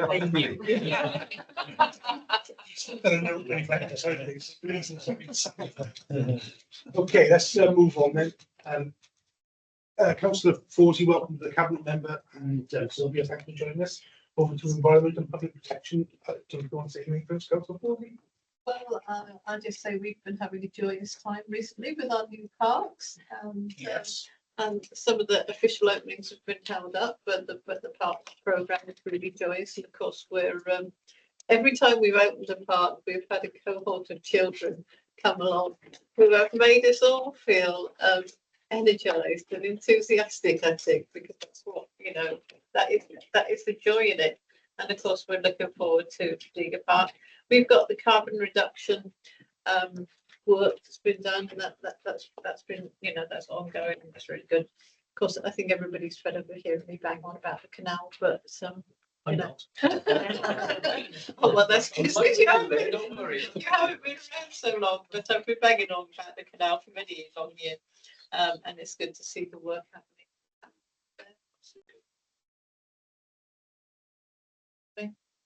I know there's lots more in there I haven't covered, but yeah, no, that's fine. Yeah. Just yeah, again, there's lots of challenges, lots of tight stuff. Lots of work going on in the waste service as well over that year. It's come to fruition now. As Councillor said, yeah, you know, we've had every year's a good investment in the play areas of young kids in Newport. That's really positive. And yeah, and the SPF investment now and elsewhere, which is part of being really good as well. I don't know if Sylvia wants to expand a bit more on what's in the report. I really don't like to go through a long explanation because I think the report is quite self-explanatory, and I like to give people more time for questions. But yeah, no, happy with that. just you know, as you will have seen in the report, the teams have been really busy. We've had loads of like really big projects to deliver, and I have to say I'm quite proud of the work we've done, because it hasn't been without these challenges. We have small teams. We've had a lot of, you know, issues with the staffing, same as any other department in the council, and I think they've managed to really deliver what we wanted to deliver, and in time, which is no small feat. And we even managed to, you know, deliver within budget, which is even better. So despite all the, you know, issues and challenges, and everybody knows my area is one of the ones that attracts the highest number of complaints. So not that much, but I think overall it's quite a positive picture, and you will see that the you know, actions are delivered and our targets have been met. So I am quite happy. Just to note, you will have seen a number of actions that show us complete in blue. It's because most of them are kind of actions that have been delivered every year. So with mark them as complete, when we consider that what we wanted to achieve the year has been met. That doesn't mean we're stopping activities together, because there's going to be a continuation. And when you see 24-25 service plan, you will see many of those actions happen. Yeah. Okay, Councillor Rees. Thank you, Chair. Thanks, Sylvia. Just want to pick up on the issue of cemeteries. Obviously, you're talking of looking at how we can get more plots into the cemeteries, and how sensitive you are then to bereaved, obviously the bereaved families, because you've got plots then potentially looking at long pathways. There was that incident that's part of last year where there was a grave on a pathway, and it didn't really go down very well. But obviously Newport's got a growing population. At some point they're going to be popping off. I was wondering where you were going. but so it's sensitive, but also it's a growing population. What's the future program for more cemetery space? Because it's without being disrespectful, it's grabbing around the moment for space. So what's the plan for the next 5 to 10 years? Well, that's our next stage, and you would see we have like a project linked to cemetery provision. We need to consider what comes next. You're 100% right. We've been trying to maximize the space. Our cemeteries are quite old, but thankfully there was some options to get addition about managed space better, and we invested in management software to plot you know, to log our information that sometimes it's like old records are coming in paper, etc. So we're doing better, and we just completed the extension block at Christchurch, which has given us additional space. But over the next 5, 7, 8 years, there's going to be the need for additional space. So our next steps are going to be feasibility study to consider whether there's an option for further extension in some of the cemeteries, or if we need to maybe consider a new site. Try and pick up a point directly on cemeteries. I've been contacted by lots of people. What they would say is an unpopular policy of removal of all the park benches, or the cemetery benches that people have put there. I guess probably some with permission and some not over the years, I would think. That sort of, certainly to my knowledge, and please correct me if I'm wrong, was a sort of policy that was dropped sort of out there without any consultation sort of in the public domain that I saw anyway. And certainly people are telling me, well, you know, there was no sort of consultation on it. How has that come about, and what's the circumstances behind it? And, you know, because it's a very emotive thing, isn't it? Yes. And I have lots of contacts, I'm sure other councils have. So the current policy has been in place without any changes since, I think, 2008.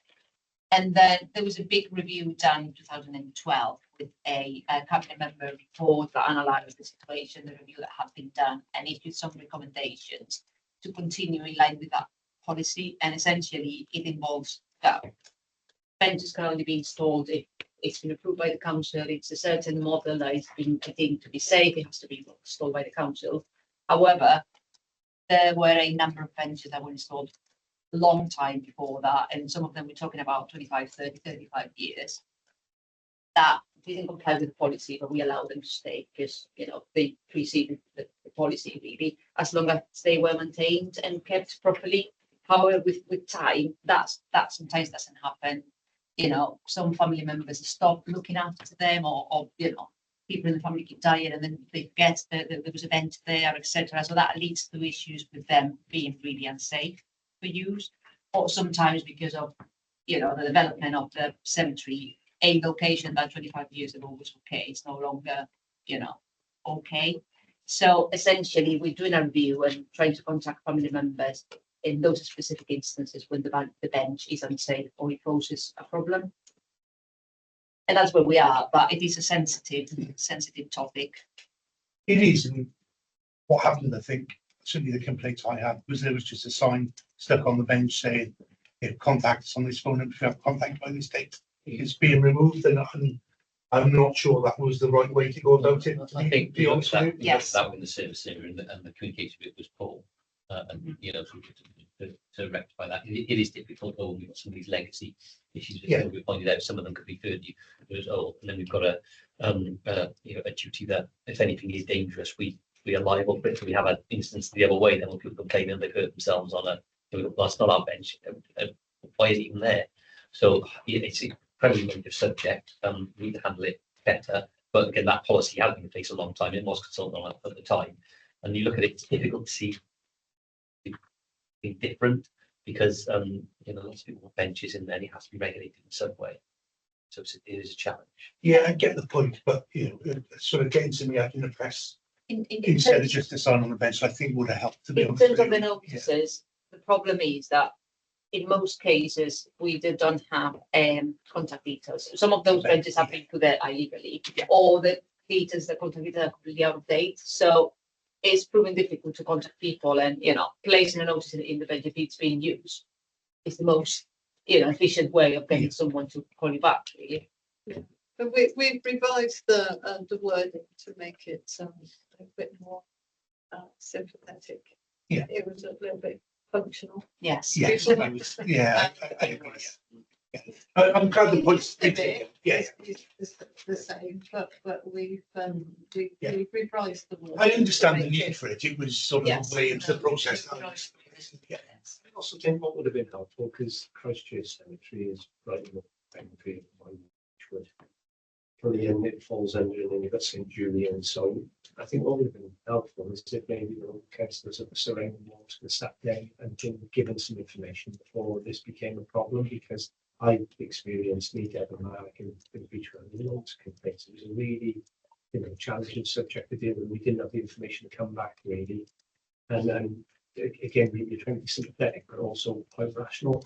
So I think if we're going to do stuff like this in the future, I think if local councils could be briefed in advance, then just maybe we give our opinions within reason and work out a way of how we can feed that information back to our residents before they complain and they're angry and upset. There's something to take on board, isn't it? Yeah. I think apart from the just handle that well at the time, but also it's probably been more prominent this time because there was a lag in enforcement, so nothing happened during COVID, and then we're a bit short-staffed things.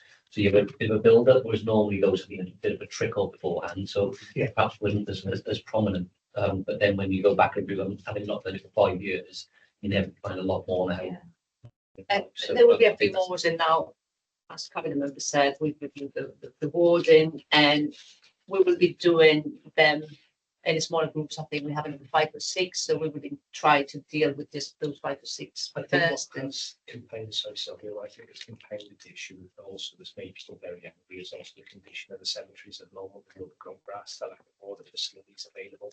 I think that they're seeing everything as a negative. I think if that was just on its own, if it was just the benches, I think it would have been easier to deal with than the ongoing complaints that we've been receiving in the state of the cemeteries.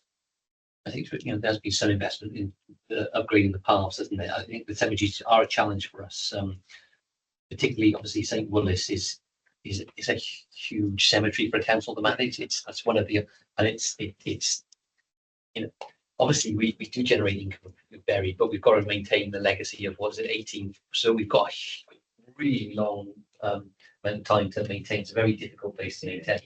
And it's a big challenge. I mean, I got lost in that cemetery twice. Yeah. I mean, whether that says anything about my confidence, I don't know. But it's a, you know, it's a huge one. So it does take a long time. They're both buildings. Yeah, yeah.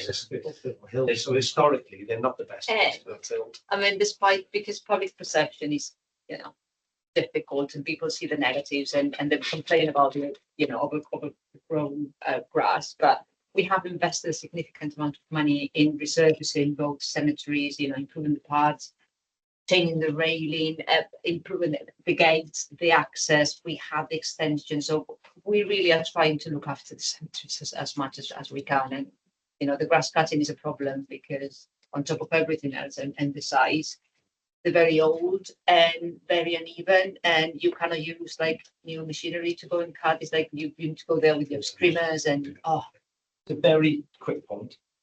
Egg box. The old house that is at Christchurch Cemetery at the moment not being used. Is there any kind of a possibility of maybe encouraging a voluntary group to be set up and based in the cemetery to help deal with bereavement issues? So when people visit the cemetery, it's usually on their own. There's somewhere that they can stop off. Maybe I know you've got the coffee facilities quite close, but maybe if we could do something with a house, that would be somewhere that people could stop off in, and it's just used as a. I hate to use the idea of a visitor centre, but somewhere whereby when you visit a cemetery, you've got somewhere that you can stop off for a drink, somewhere to speak to, that, and then the purpose of the benches and not a priority, because people when visiting the cemetery, they know they've got somewhere they can stop off to speak to somebody, see someone, because it's such a emotional place to visit, and a lot of people, I think, struggle with the cemeteries, physically getting in and out, and also everything that goes with it. The problem we have with that building, that one was in a not very good state of repair after the last tenant left and left it vacant. We were considering options. The cost of bringing it back to use is quite significant. And on top of that, when we were doing service, it turns out that we have bats living in the building. They are a protected species and you need a license to deal with the bats. So it's being compounded by the bats. We're trying to get a license right now. Right. So there are plans afoot then, yeah. We were looking at what we do, but it's also it goes back to balance that what we can get there. And as councillor mentioned, you know, so burying spaces at a pre. Yes. So do you going to expand like the garden area there, or do you look at? So it is difficult. But I always thought that with the cemetery, like you say, people go there on their own. Usually when the weather's rubbish, then when they get there, they're feeling even worse when it be. But I thought that building could be fantastic for bereavement service. A charity could help. Well, there are charities that do bereavement services. Yeah. Definitely. There's a wider point for the site. Yeah, there's that for Christchurch, but there's the house in Tredegar Park, house in Dartford Park as well. It's a wider point, which I sort of drive past, cry and shame every time I walk past, and the steel shutters on. So you know, probably is part of the asset. Tredegar Park is in train as part that's part of converted the to a cafe, cafe. yes. Right, okay. We just pushed ahead with. There are two lodges in Bellevue Park. Yeah, And then- I'm sure They have something like tenants. living, They have yes. tenants. Yeah. Yeah, all I the mean, lodges have Yeah, tenants. I mean, this is a really emotive subject. I mean, the biggest pressure on the council at the moment is homelessness. It's actually providing homes for people. We have now just undertaken a significant activity for us, which is, you know, putting a premium on unused places. Now, you know, there will never be enough places to bury people. There won't be. People will still want to go on being buried. Plenty of cities have absolutely run out of places. You know, there's a premium on land. It's more expensive than it ever was. You know, obviously my memory on the council goes back a bit further, but I mean, you know, sites where there needs to be certain developments which are statutory responsibility, like, I mean, my mind goes back to a few years ago where we had the Gypsy and Traveller sites. It was horrendous trying to identify pieces of land which were actually appropriate to put anybody on.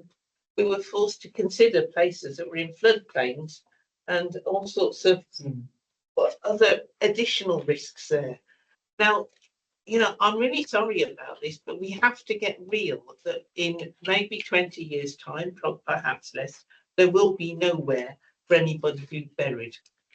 You know, and I don't want to hurt people's feelings over this, but we've got to be realistic about this. If you went to Germany, for example, you have the right to that piece of land for something like 50 years. It might be 70 years.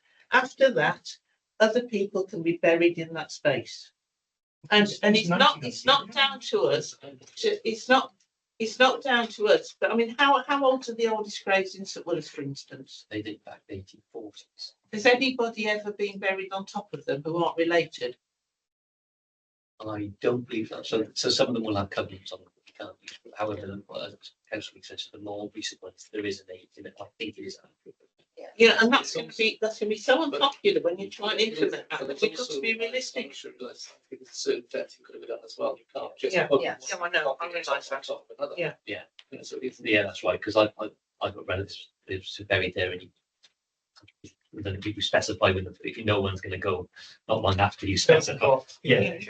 But I mean, I remember going to a graveyard in Monmouthshire, in a village outside, just on the edge of a village, and actually walking through the graveyard and realised I could see a bone there, which was of human origin because, you know, there is movement in the land over the period. It's an ancient graveyard, but it's a really upsetting subject for so many people, but we have to be realistic, get realistic about this.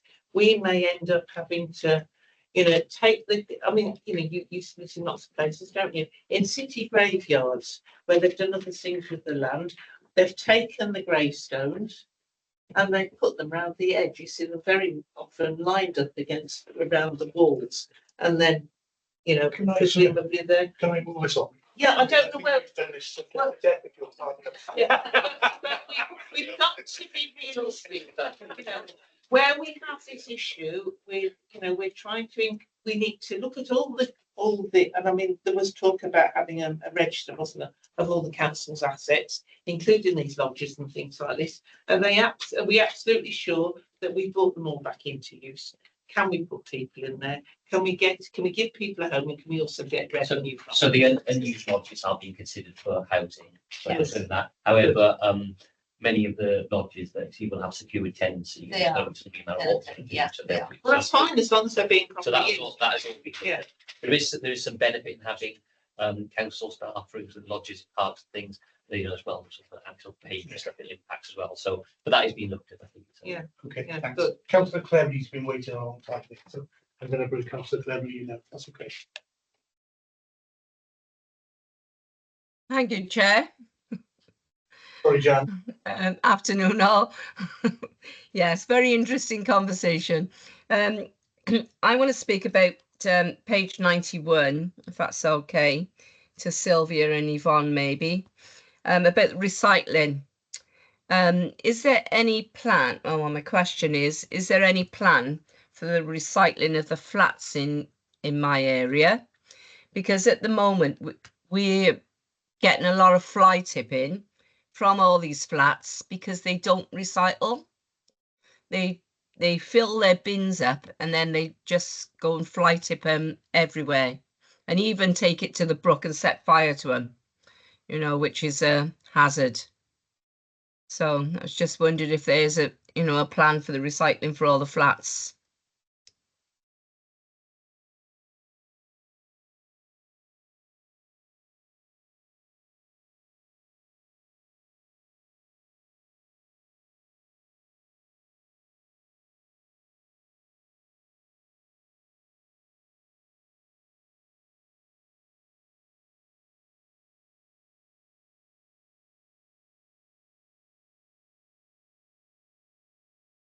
Janet, can you hear me? No, I think I lost connection for some reason then. No, I think we lost. I think they're back. They're back. Sorry? We got you back. Yeah, we got you back. Yeah. Right. Did you hear my question? Yes, but I guess you didn't hear my answer. So I was saying that yes, we plan to work on flats this year after, the wider rollout of weekly across the city last year with the teams busy with wider engagement. We want to work specifically on flats this year. And actually, I think we have a kick off a meeting Friday this week, a meeting with the team to see what the plans are and start, preparing the comms for residents in flats and start engaging with them. So it's going to have to be probably approached by round or by area. So it's not going to be done all at once, but obviously we'll work with the bestest ones because it's an area that has quite a lot of flats. Most of those flats will have recyclers just around using it. It is, it's about, to some yeah, extent, and I would say behaviour really. some of that is in the enforcement as well. So most of those flats, I think, are Newport City Homes flats, and so Yeah. we are working with Newport City Homes, but it continue to be an issue. Enforcement have to increase. Yeah, I mean, I Yes. would echo. It's mainly the one bedroom flats, because I passed one this morning in Lavale Court, and they've got like about 6 to 8 carrier bags full of rubbish outside their house next to the bin. And as you know, the bin men won't take them. If you've got specific incidents, fire them in, and the enforcement team can visit the property Yes. itself, educate and enforce Yeah, against you it. can send whenever you see that, you can ping me or members inbox an email, Excellent. and I'll send someone to have a look. Thank you very much. Been most Thanks, helpful. Jack.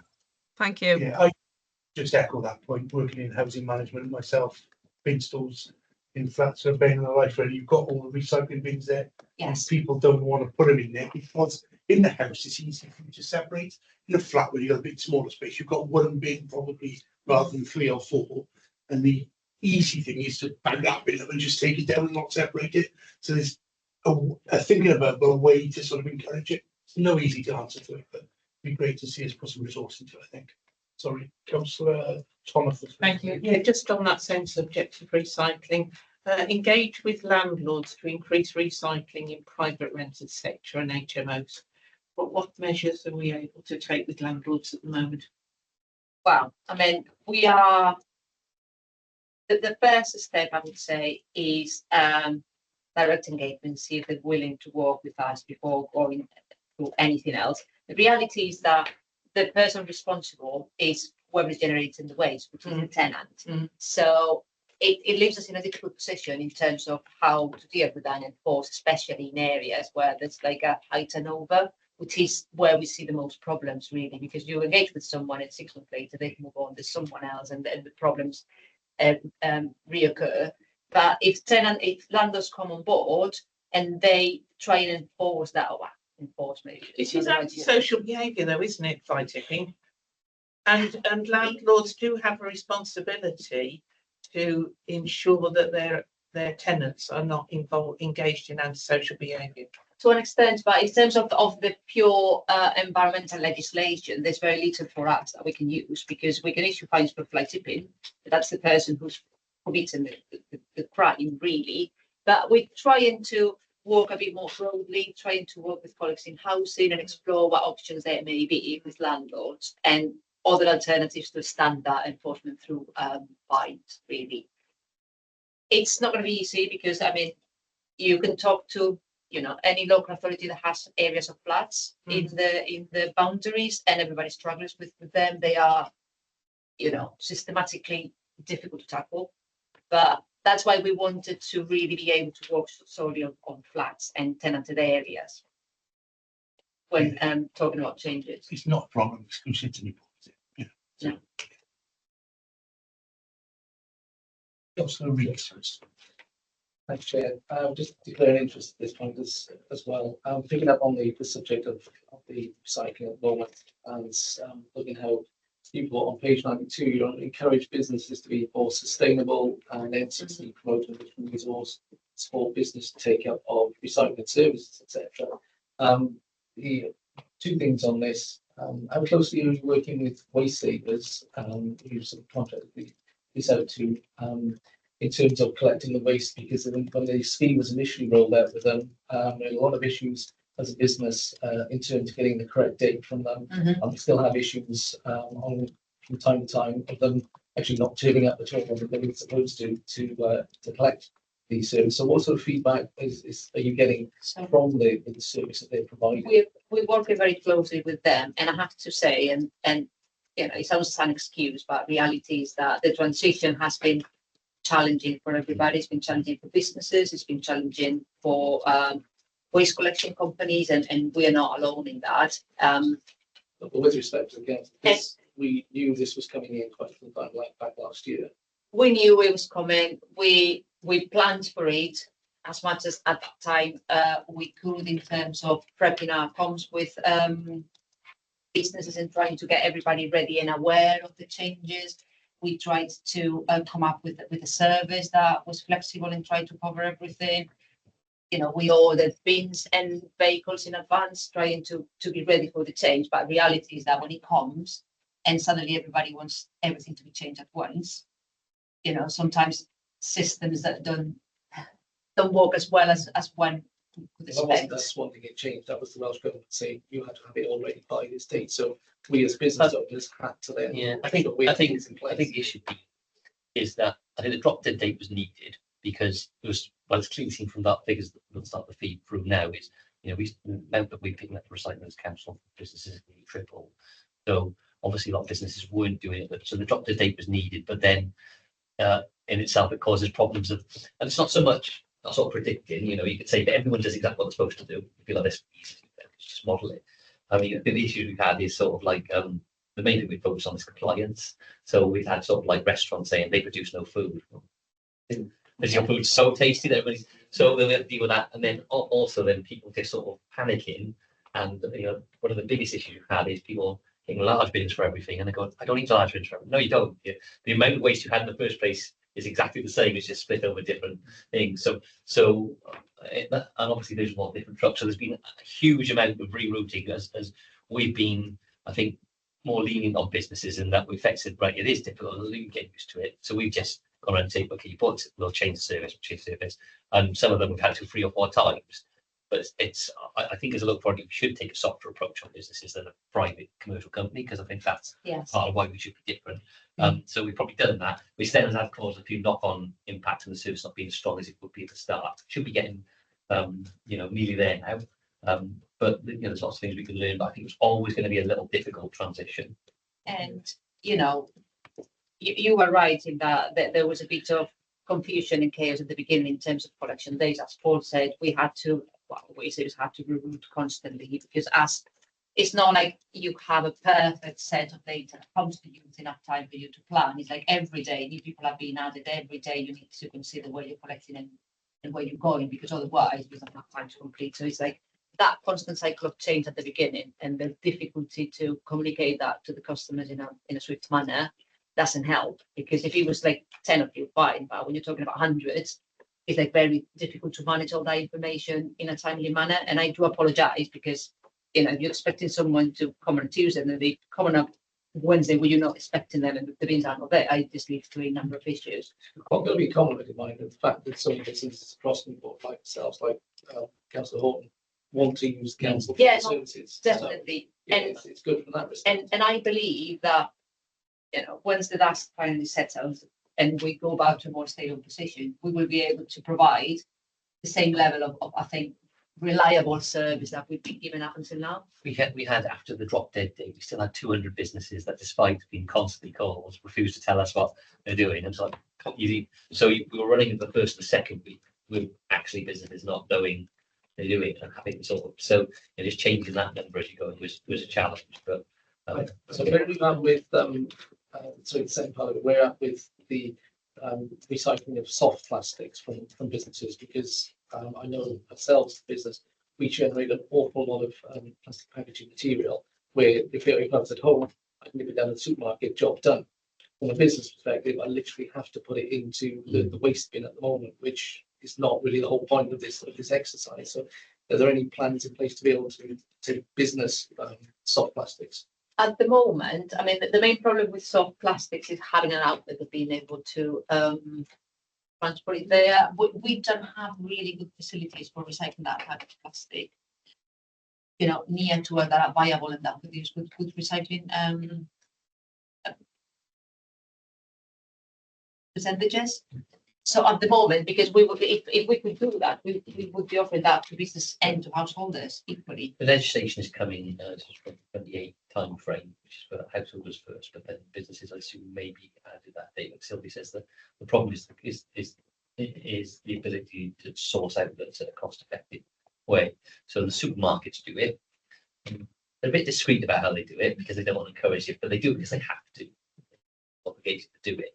We need to push that as a route as well for households to people, because most households aren't. And when I got the same, because they hide bin around the back and don't put a label on it, and they see me sort of tin up with my plastic film, fitting, you know, like. But the reality is a really challenging thing. So it's a bit chicken and egg. We need the markets locally to develop whilst we're going to work on that so that we can do it cost effectively. Because otherwise, in effect, you know, the pricing strategy for business, what we try to do is conscious that this is, you know, the burdens on businesses. We've made recycling half the price of the residual, so encouraging recycling. If we were doing it currently for film, we'd probably have to set it 4 or 5 times the price of the residual. And then why would anyone do that? You know, so we've got to get that equilibrium right first. Councillor Pugh, I'll come in on the same point. Yeah, the point that I raised there, but the meeting started that when this was rolled out, a lot of businesses just removed their bins. So golf courses, there's no bins on golf courses at the moment. They just, whether there's confusion or they just can't afford to do it, everyone's going to take all the rubbish with them, which is fine for most people, but not everybody takes their rubbish with them, and so you end up with littering more and more in green spaces, particularly, and outside news agents and shops. So a lot of the small mini markets refuse to remove their bins. School kids come out, no bin on the floor. So whilst this hopefully will improve with time, I think that transition period for businesses, I think there's a lot of confusion, and they just step back and went, well, we're not going to pay more money for a service that we didn't need or didn't want, so we'll just stop paying more. Yeah, it was the same point before we came back with me. So Newport retail parks, particularly the Pearl Park, just taking all the bins away. So there's not public being around the whole of their shops, and just litter everywhere over there now because they always have just one bin for rubbish, and they can't have that by the rec, so you end up with nothing. Yeah. I think everybody got a bit scared, but you know, thankfully now with time and as Paul said, for instance, some people panic and they order like 1,000 bins they didn't need, and then they realize, look, I need to understand a bit better how much I generate, what different types, and manage it a bit better. And one of our plans now, once that this transition period is kind of over and we're getting to a more stable position and we have customers kind of into the new service, etc., is to start a program of inspection. When I call inspection, it's just visits to try and engage with our customers and see, you know, what are they producing? Do they need something they don't have? They could do things maybe in a different way. Perhaps it saves them money, to try and help them understand a bit better and manage their waste a bit better. Councillor Hall, you want to come in on the same point, I think. I do. Can I declare an interest at this point, please? Of course. Thank you. Firstly, I would like to comment and say that say what an excellent job that the commercial waste team do, and I'm saying that from a business perspective. I often deal with Jeff, so I'm sure you know who Jeff is, and he is extremely helpful, extremely knowledgeable, and is always highly professional.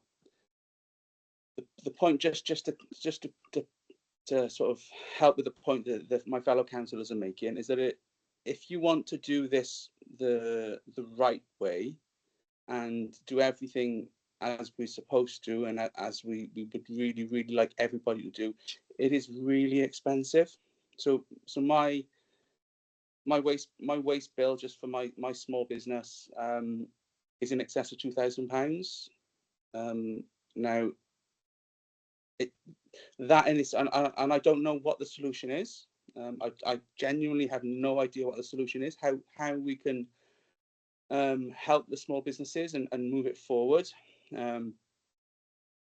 But for the guys like myself that try and do it the right way and try and stay within the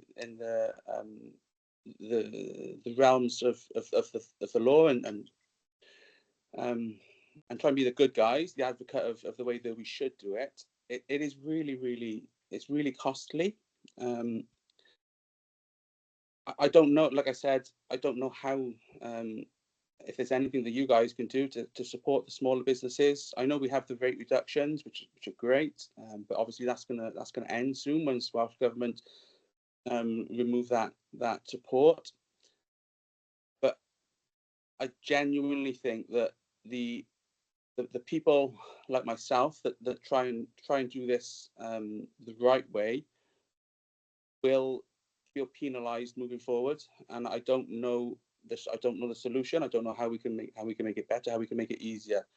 I just, as a small business owner myself, I just wanted to sort of relay that information to yourselves, and I hope it's taken in in the manner that it's meant. It's meant as in a supportive way.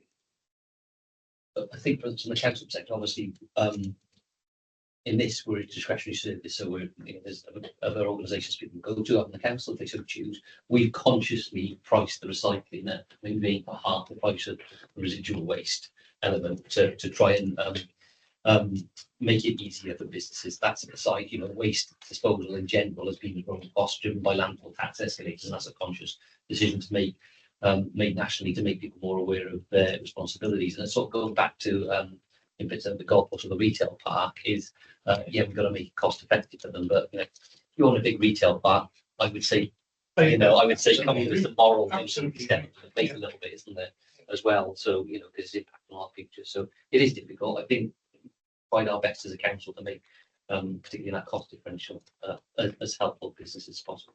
And we've tried to provide different types of services in line with like business needs, and we had during the run up to the legislation coming into play in all the visits, we had a lot of businesses like your small hairdresser and things like that. They produce very small amounts of material. They will say, look, I do produce recycling, but it's very little. What do I do? Can I take it home? No, you can't, because you need to be compliant. We've tried to offer them alternatives. Very small businesses can access what we call micro recycling, which is access to the standard household collection services with a set of boxes, for a very, very reduced price. That's probably more than enough for the volume they generate. And we're considering options for businesses that really have such a small amounts that they can keep things in one single box probably for 6 months, and maybe we can offer them ad hoc collections. So we're trying to come up with different options that may be suited for different types of businesses. However, the obligation to segregate has been imposed by Wales government. Not that much we can do. And I have to say, this came up as part of the wide consultation. There was in general acceptance that probably this was needed. It was a good idea to ask businesses to do what residents already have to do and segregate their waste. But there was quite a lot of worry among the different sectors, and especially for small businesses, of the repercussions and the costs.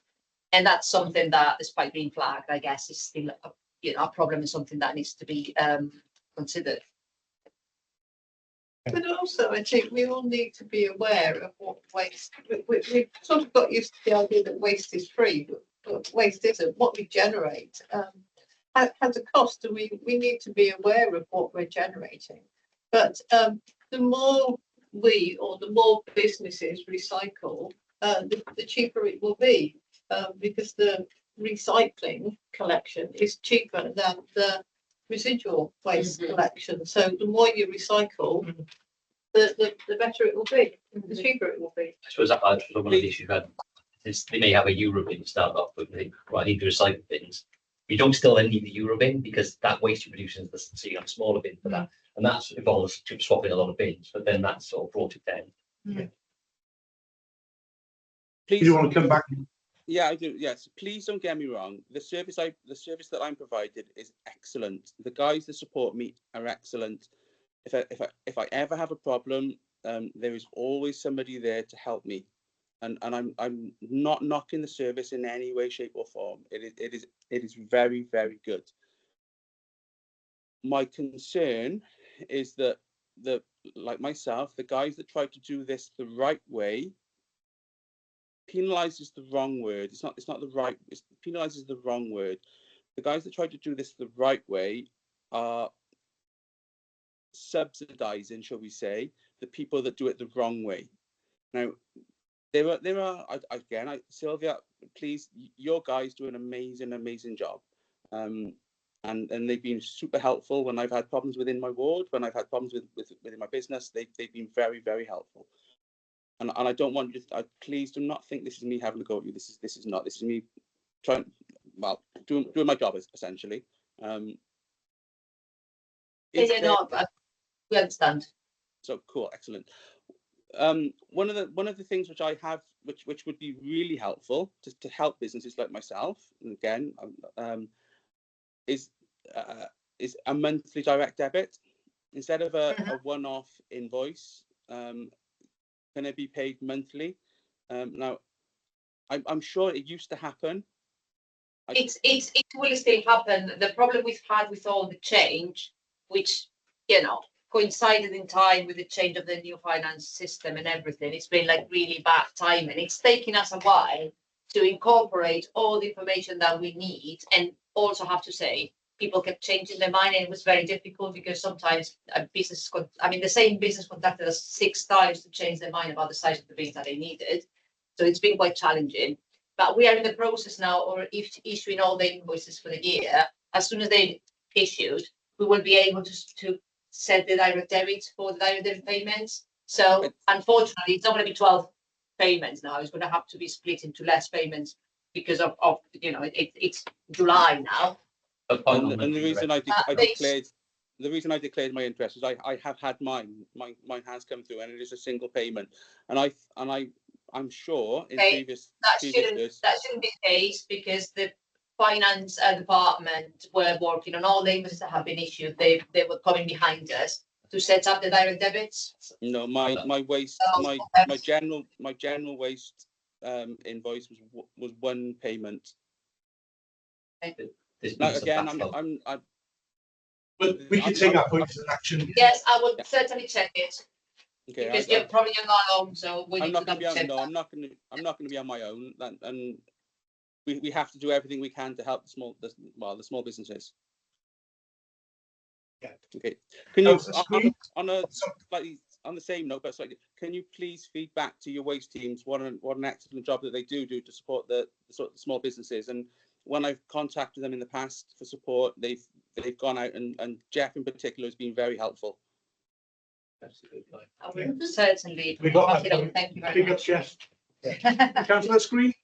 Thank you. Yeah, thank you, Chair. I'd just like to say, I know we don't normally talk about our own wards in scrutiny committees, but nevertheless, I can say from experience that where fly tipping does occur, it's dealt with very, very quickly and with a minimum of fuss. And I'm very appreciative of that fact. But fly tipping does occur. We are working more closely now with waste enforcement, and I'm hoping to get, we will be getting officers from waste enforcement to come along to community councils and to explain what the council is doing and how local residents can help. So that's good cooperation. I'm very appreciative for that. So dealing with fly tipping, I find in my experience is very good. I mean, the problem is we still get fly tipping, and it's trying to stop the fly tipping, which is, I think, is the problem, the issue. Whether we use, how do we stop it? In my area, which is 2/3 rural, it's a big problem. There are lots of roads and lanes and fields and things where fly tipping can occur. So that is a real problem, I think, is tackling the issue. But I am very appreciative of the efforts of waste enforcement in dealing with the immediate issues that occur in my ward. Okay, thank you, Chair. Thanks, Councillor. Is that Jeff as well? Councillor Pym. I think just 2 quick points. First of all, the place at Christchurch Cemetery, sanctuary. Just very quickly, we mentioned at the start the play parks. It's been brilliant that we've renewed them and changed them and brought ones in. But I think Paul highlighted play parks for young people. From what I can see, that we're not building any play areas for teenagers within the city. I think all these play parks have been aimed at younger children. I think what we desperately need is some facilities for teenagers, especially in Newport East. I can't speak for Newport West because from my own Mark in your ward, and I should speak with our specific wards, but we desperately need play facilities for older kids, because what will happen is these older kids do turn up to their young kids and they don't have much fun on them, and they see the restrictions and what they tend to vandalise them, unfortunately. But moving forward, I know it's funding, but if we can somehow have a strategy aimed at teenagers across the city and what we can provide for them, because it's a massive coping mechanism against antisocial behaviour, especially during the summer months. I think some of the installations have been muggers and lakes. Yes, I mean, but I think that's noted. I think, you know, as we get further down this program, and probably end of this year, it's worth us probably doing a review of picking up, you know, where it has proved where it's been successful. Because we've had a huge amount of consultation and community engagement as all this. I don't want that to be lost going forward. So I think as we get to the end of this program and funding, we pick that up as a message, and maybe even that's something we can discuss at a committee at a later stage of, you know, what are lessons learned from that, what positives, negatives, etc. Because it has been such a big program, I think it's worth make sure we learn those lessons. This is a partnership thing as well, because the police are really interested in this as well. So have a talk to the police about it. Can I pick up a similar theme from page 88, develop and publication, develop and publish a sports and recreation strategy for you. And that's sort of looking at sport pitches and what we've got at the moment. And one of the things that's been in the press recently is both our local football team and our local rugby team can't train in the city anymore. We don't have good enough facilities for them to use. So Newport County are now training up in Pontypridd College, so I understand it. Special money, sorry, and the rugby is training in Pontypridd College. They're about to fold some of the academy sports teams to the girls football. Yeah, the girls football team. So that to me is a priority area for us to deliver in terms of, you know, our local teams, which brings attraction and money in to the city centre and all the areas around it. It's sad that we're having to send people out of the area because we've got none of those facilities. So I'd really love the cabinet members to sort of grab hold of that, start working. You know, both those sports clubs have got new owners that are really keen to invest in the city and bring investment in, and I'm sure we'll work with the council to do the right thing in terms of playing their part in helping with the investment. If the council can facilitate that, I'd really love to see us grab that bit of stuff from next and try and work to improve that for everybody. And we have two strands to that, because we have a wider strategy that we're working on at the moment in terms of our pitches and you know, the wider you know, sports opportunities with different courts and facilities that we have in place. And then specifically thinking about the different clubs and their needs. And we have a number of requests. There's been a lot of work done over the last year, not specifically for by environment and public protection, but other areas, because it applies to council assets, really, about community asset transfer. Yeah. And, you know, there's been a lot of work done on developing a proper policy, and we have a number of clubs that are interested, but at the same time, it's not as simple as they come and say, oh, I want exclusive use of the pitch for my club, because then I will be able to apply for funding, because we need to consider what are the repercussions of that for other activities, etc. So there's a lot of work and effort being put into it at the moment, and we have a number of requests from clubs that we will be trying to address soon to, you know, try and move forward with them. And, you know, the parks team are really supportive of the clubs. To be honest, I think there's always conflict, because they always like fighting against each other, and there's a lot of, you know, issues sometimes with facilities, but I think that the parks team really try and work with them and provide support when they need an extra hand for a grant, you know, application and things like that. So on that note, Chair, I've had some really good dealings with the parks team over the past year. They've been massive help with me in the future, especially the group been great. So again, that day. Thanks on. That's the Jerry, you know. Yes. Any other points on environment and public protection? Councillor Rees? Yeah, that's just going to stay on page 88 with the parks, etc., and the sports. Obviously, there's been a lot of talk of the buying of Treaty Park. Yes. What we're going to be doing there. There's going to be a schedule of works. Exactly what's going to be done there, and a bit of time scale project for that report with the scrutiny at any point for us to review. Be an announcement very soon. I don't want to be at the announcement this week. Okay. I'll leave it at that. Yeah, that's right. Yeah. If I can just pick up then on graffiti balls. Yes. obviously we've had the one that went up and looked quite successful, and there's another one now that's just underway. Yes. Have you got any figures yet, any analyses of how the graffiti was before these walls went up? And certainly with the first one, what it's been like since the first one went up, which obviously prompted then to say let's put a You mean graffiti across Newport? across Newport, yes, as a whole. I don't have figures yet, but we can certainly have a look and collate what we've been doing, because obviously we have a team and we will remove like tipping when tagging when it appears, when it shouldn't be, etc. So we can certainly look at numbers, see if there's been any changes. I have to say that what we did in the Cleveland Park team, like really well received, and we had a lot of like positive comments and people coming specifically to use the walls. It's a great idea because if it brings it only to just one area Yes. and reduces it in general across the city, then it's done its job. But it's just putting the numbers to that to make Yes. sure it's It's covered in the pack, and a big well done. Thank you for doing that. Yeah. Because it transformed, a small area of that park. Yes. It's quite nice to walk through there. Whilst before it was don't look at the walls, kids. Yes. But yeah, it's quite a brave move to do it, but and it's generally been very positive. And yeah, sometimes we say a little bit more, try these things. Yeah. There seems to have been reduction in uninvited graffiti as well. I've got no figures on that. It's just I don't think I'm seeing as much as I used to see. Yeah, that's been a trend for many years. Well, we hasn't it? have There's a got- number of reports going back to the 90s about the sort of benefits of graffiti Yes. walls. Then Remember, we have had a graffiti officer as well, haven't we? We have had somebody. Yes, yes, we did. Yeah. And for instance, all the area around the Harlequin brand, Yeah. we had a lot of issues in that area, not only with the graffiti, but it was in general issues with low level antisocial behaviour. It was quite dirty as well, together with the and the underpass that was not that very, What made a big difference there is the lighting.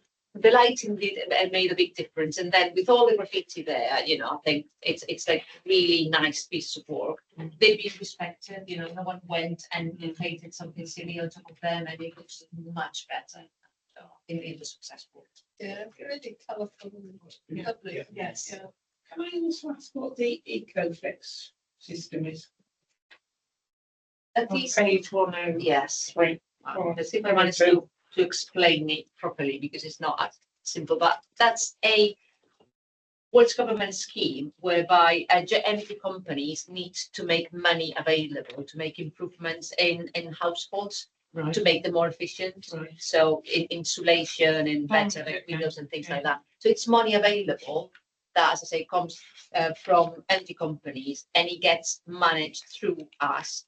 So we identify which are the households that meet the criteria, and then there are private companies that have arrangements in place to go and deliver those installations for free. So would you'd be looking at areas with less well insulated properties or Yeah, it's poorer the properties? Yeah. rating. If Right, it's okay, the okay, rated, and okay. then, or if you have a specific Right. like health conditions that mean that you need a priority insulation because you need like a warm Right. home, etc. So there's a set list of criteria, and then the interventions are available for people who need to apply for it.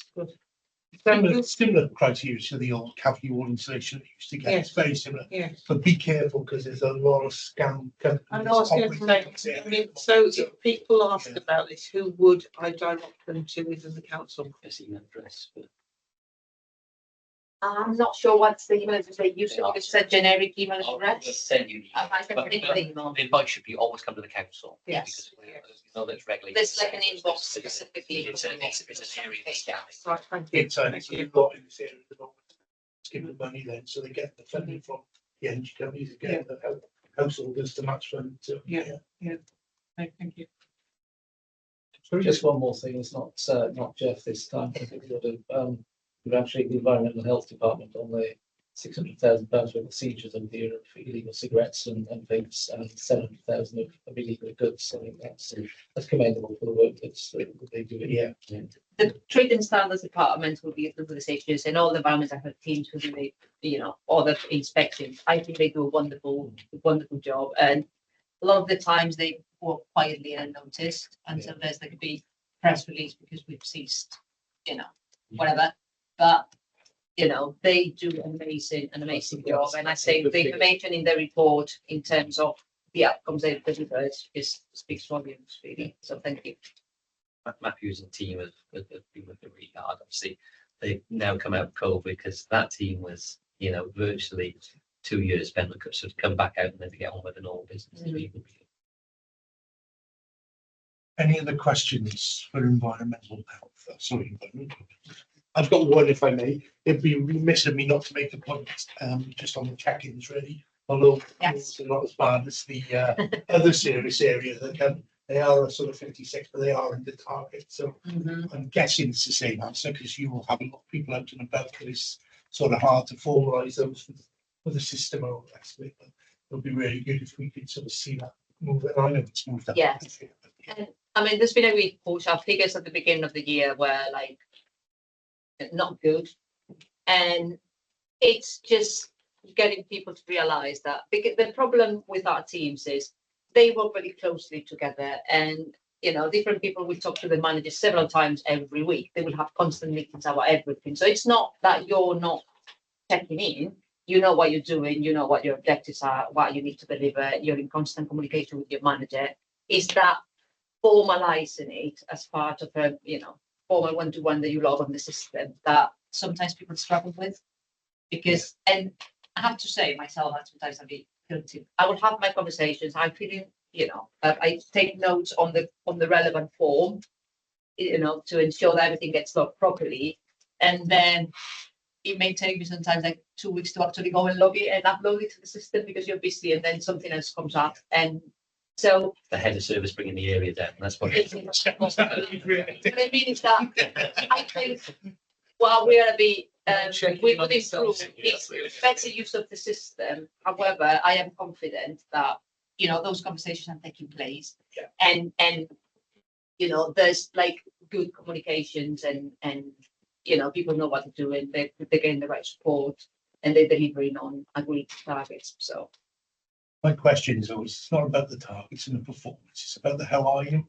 And when people just see their line manager 3 or 4 times a week, I see my staff all the time, and we talk about doing this and doing that. But when do you take the time to say how are you? Is the well-being aspect? Yes. There's sometimes which is why I always question it. I'm sort of really passionate about it. It's kind of, it's that bit that sometimes doesn't capture, particularly in a male-dominated workforce. You know, because males don't always ask each other if they're okay. So, you know. And I want to give you reassurances, because that's for me quite important. And I spent quite a lot of time talking to my managers about, you know, how they are, what support they need, and ensure that the people under them do as well. And you are right. Sometimes some type of workers, and we employ a lot of operatives who will be, you know, men in the 50s, and they don't like to talk that much. And sometimes you have to, you know, absolutely. I think some of them don't like to talk about that. Okay, we can hopefully finalise the recommendations for this. Hopefully, go on, Neil. A lot of people to thank. It's just Jeff. Jeff, Vice Heavy Team, Environmental Health Trade Standards Team for the work they've been doing.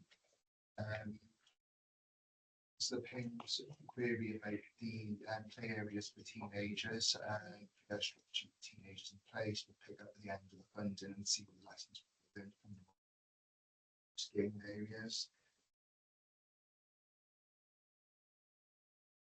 I think the system businesses is what we want. Direct debit. And the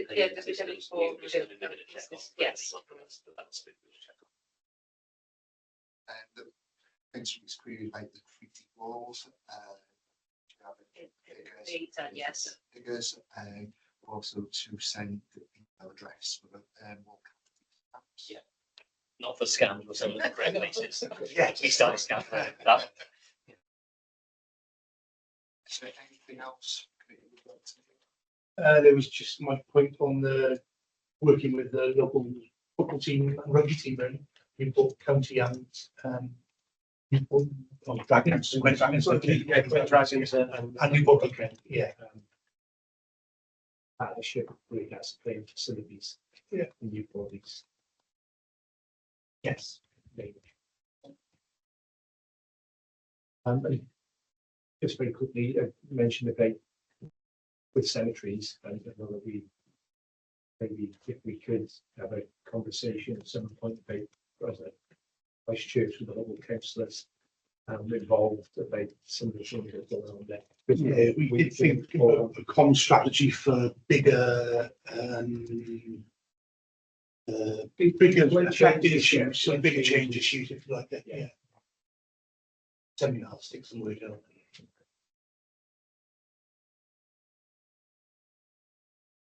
Yeah.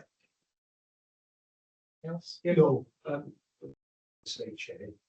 Over 20 minutes from the goal charge, but we because I imagine this next one. You want to? Did you say you want to go? No, I'm just saying. Can you tell me to go on? If you want to make it, No. Just I don't know how long we can got. He wants to know home. we've got as long as we need. There's no sort of defined finish line. So I am going to put 10 past, right? But David and the company are here, so I'm actually bored anyway. thank you both. Thank you very much for your time. Much appreciated. You'll be first next time. Sorry. Yeah. Yeah. But I am taking some break.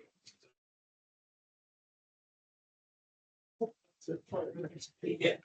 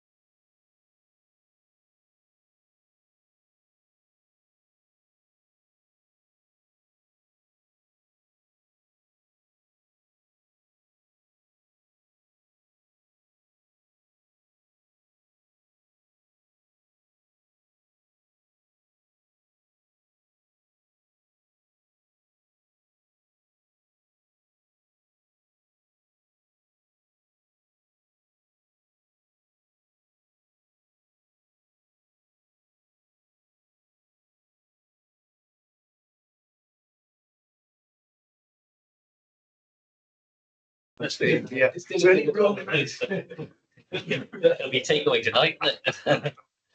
Given the people who have gone offline, I think we'll carry on because we're ready to, and if they join, we join, we join. If they don't, we don't. We've got better teammating facilities than us, but Okay, last agenda item of the day, last but by no means least. So over to the cabinet member first then, if you want to say anything, Councillor Dunn, Thanks, Jay. Yeah, just to give an overview really about the housing situation and the crisis nationally that we're facing in terms of. Are we back online again? Yes, we are, yeah. Yeah, so as you all know, we're the fastest growing city in Wales. Rents, property prices all rising, and temporary accommodation. We are unfortunately facing a crisis where we have to accommodate our residents in bed and breakfasts, high street hotels, etc. I recently attended a housing cabinet network meeting. Cabinet members across Wales attended that. Just to Sorry, can you outline. hear me? Yeah, we can hear you, yeah. Can you hear us? I think that was a no. Sorry, yeah. Yeah, just to outline where the pressures lie. It's not all local authority related. A lot of the pressures obviously come from national government at UK level and then passed down to Welsh government, etc. So, for instance, the housing benefit subsidy, which links into the local housing allowance, and disproportionate amounts being allocated, which puts pressures on local authorities where they have to fork out money off the back of that. So I voiced that concern, of course. And also we're looking at with the temporary accommodation. Sorry. Can you hear me now? Yeah, can you hear me, Councillor Yeah, Walton? I can. Yep. Thank you. Yep, just wanted to double check. Thank you. Sorry. Fantastic. Okay. With the temporary accommodation call as well, we are facing a number of issues that don't link particularly with just the housing element. It's well-being side of things. So we're looking at a broader picture of bringing about a trauma-informed care approach, and that's just going back to what you were saying earlier on, Chair, in terms of how are you approach, the mental health support services, outreach, life skills training, hot meals, etc. And that I feel would give those cohorts in terms of the homelessness. It would address people that are rough sleeping as well as those in temporary accommodation and give them autonomy. So we are working with registered social landlords strategically through the Strategic Housing Forum. We're also, in terms of the Welsh Government leasing scheme as well, we are pushing for an increase in affordable housing. There's currently a target of, I think, Welsh Government's 20,000 affordable homes. I'm not sure whether we'll reach that target by 2026. Just off the back of that, bit of obviously positive news. We low carbon affordable homes in the Allway development, which I feel went pretty well. Councillor Pym's probably aware of that, because it's his ward. Empty homes, in terms of the empty homes, again, Councillor Pym pushed or promoted the premium when I was sitting across the other side of the table, sitting beside Councillor Pym and bringing about the premium for empty homes. So we are, I think, on a positive trajectory in terms of bringing those homes back into use. We are also liaising with community hubs, charities, organisations around training skills, CV writing, and support that they can offer. Lastly, just on homes again, I believe it's the second phase or the next phase in Ringland, the regen project over there as well, which I feel is going well. Lovels, I believe, were actually contracted to do that through Newport City Homes. And over to you, David. Thank you. Thanks, Councillor. Yeah, I don't want to take the other than to say, you know, obviously people see this from numbers and from their own experience locally is that, yeah, we're in this of a real challenge in housing. You know, this is probably the biggest issue the council is currently facing. So, yeah, I'm going to leave shortly. Kind of. Yeah, so as Councillor Dan and Paul have touched upon, our demand for housing in the city has continued to grow. It's higher now than it was, you know, even during the period where we had the emergency measures during the pandemic. And that impacts in lots of areas. The most acute areas, obviously, pressures on homelessness.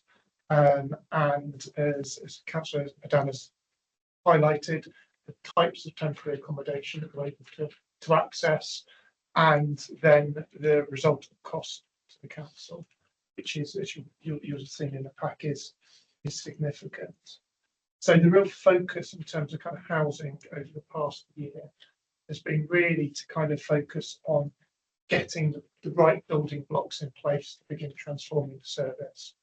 So a couple of areas, kind of key areas there.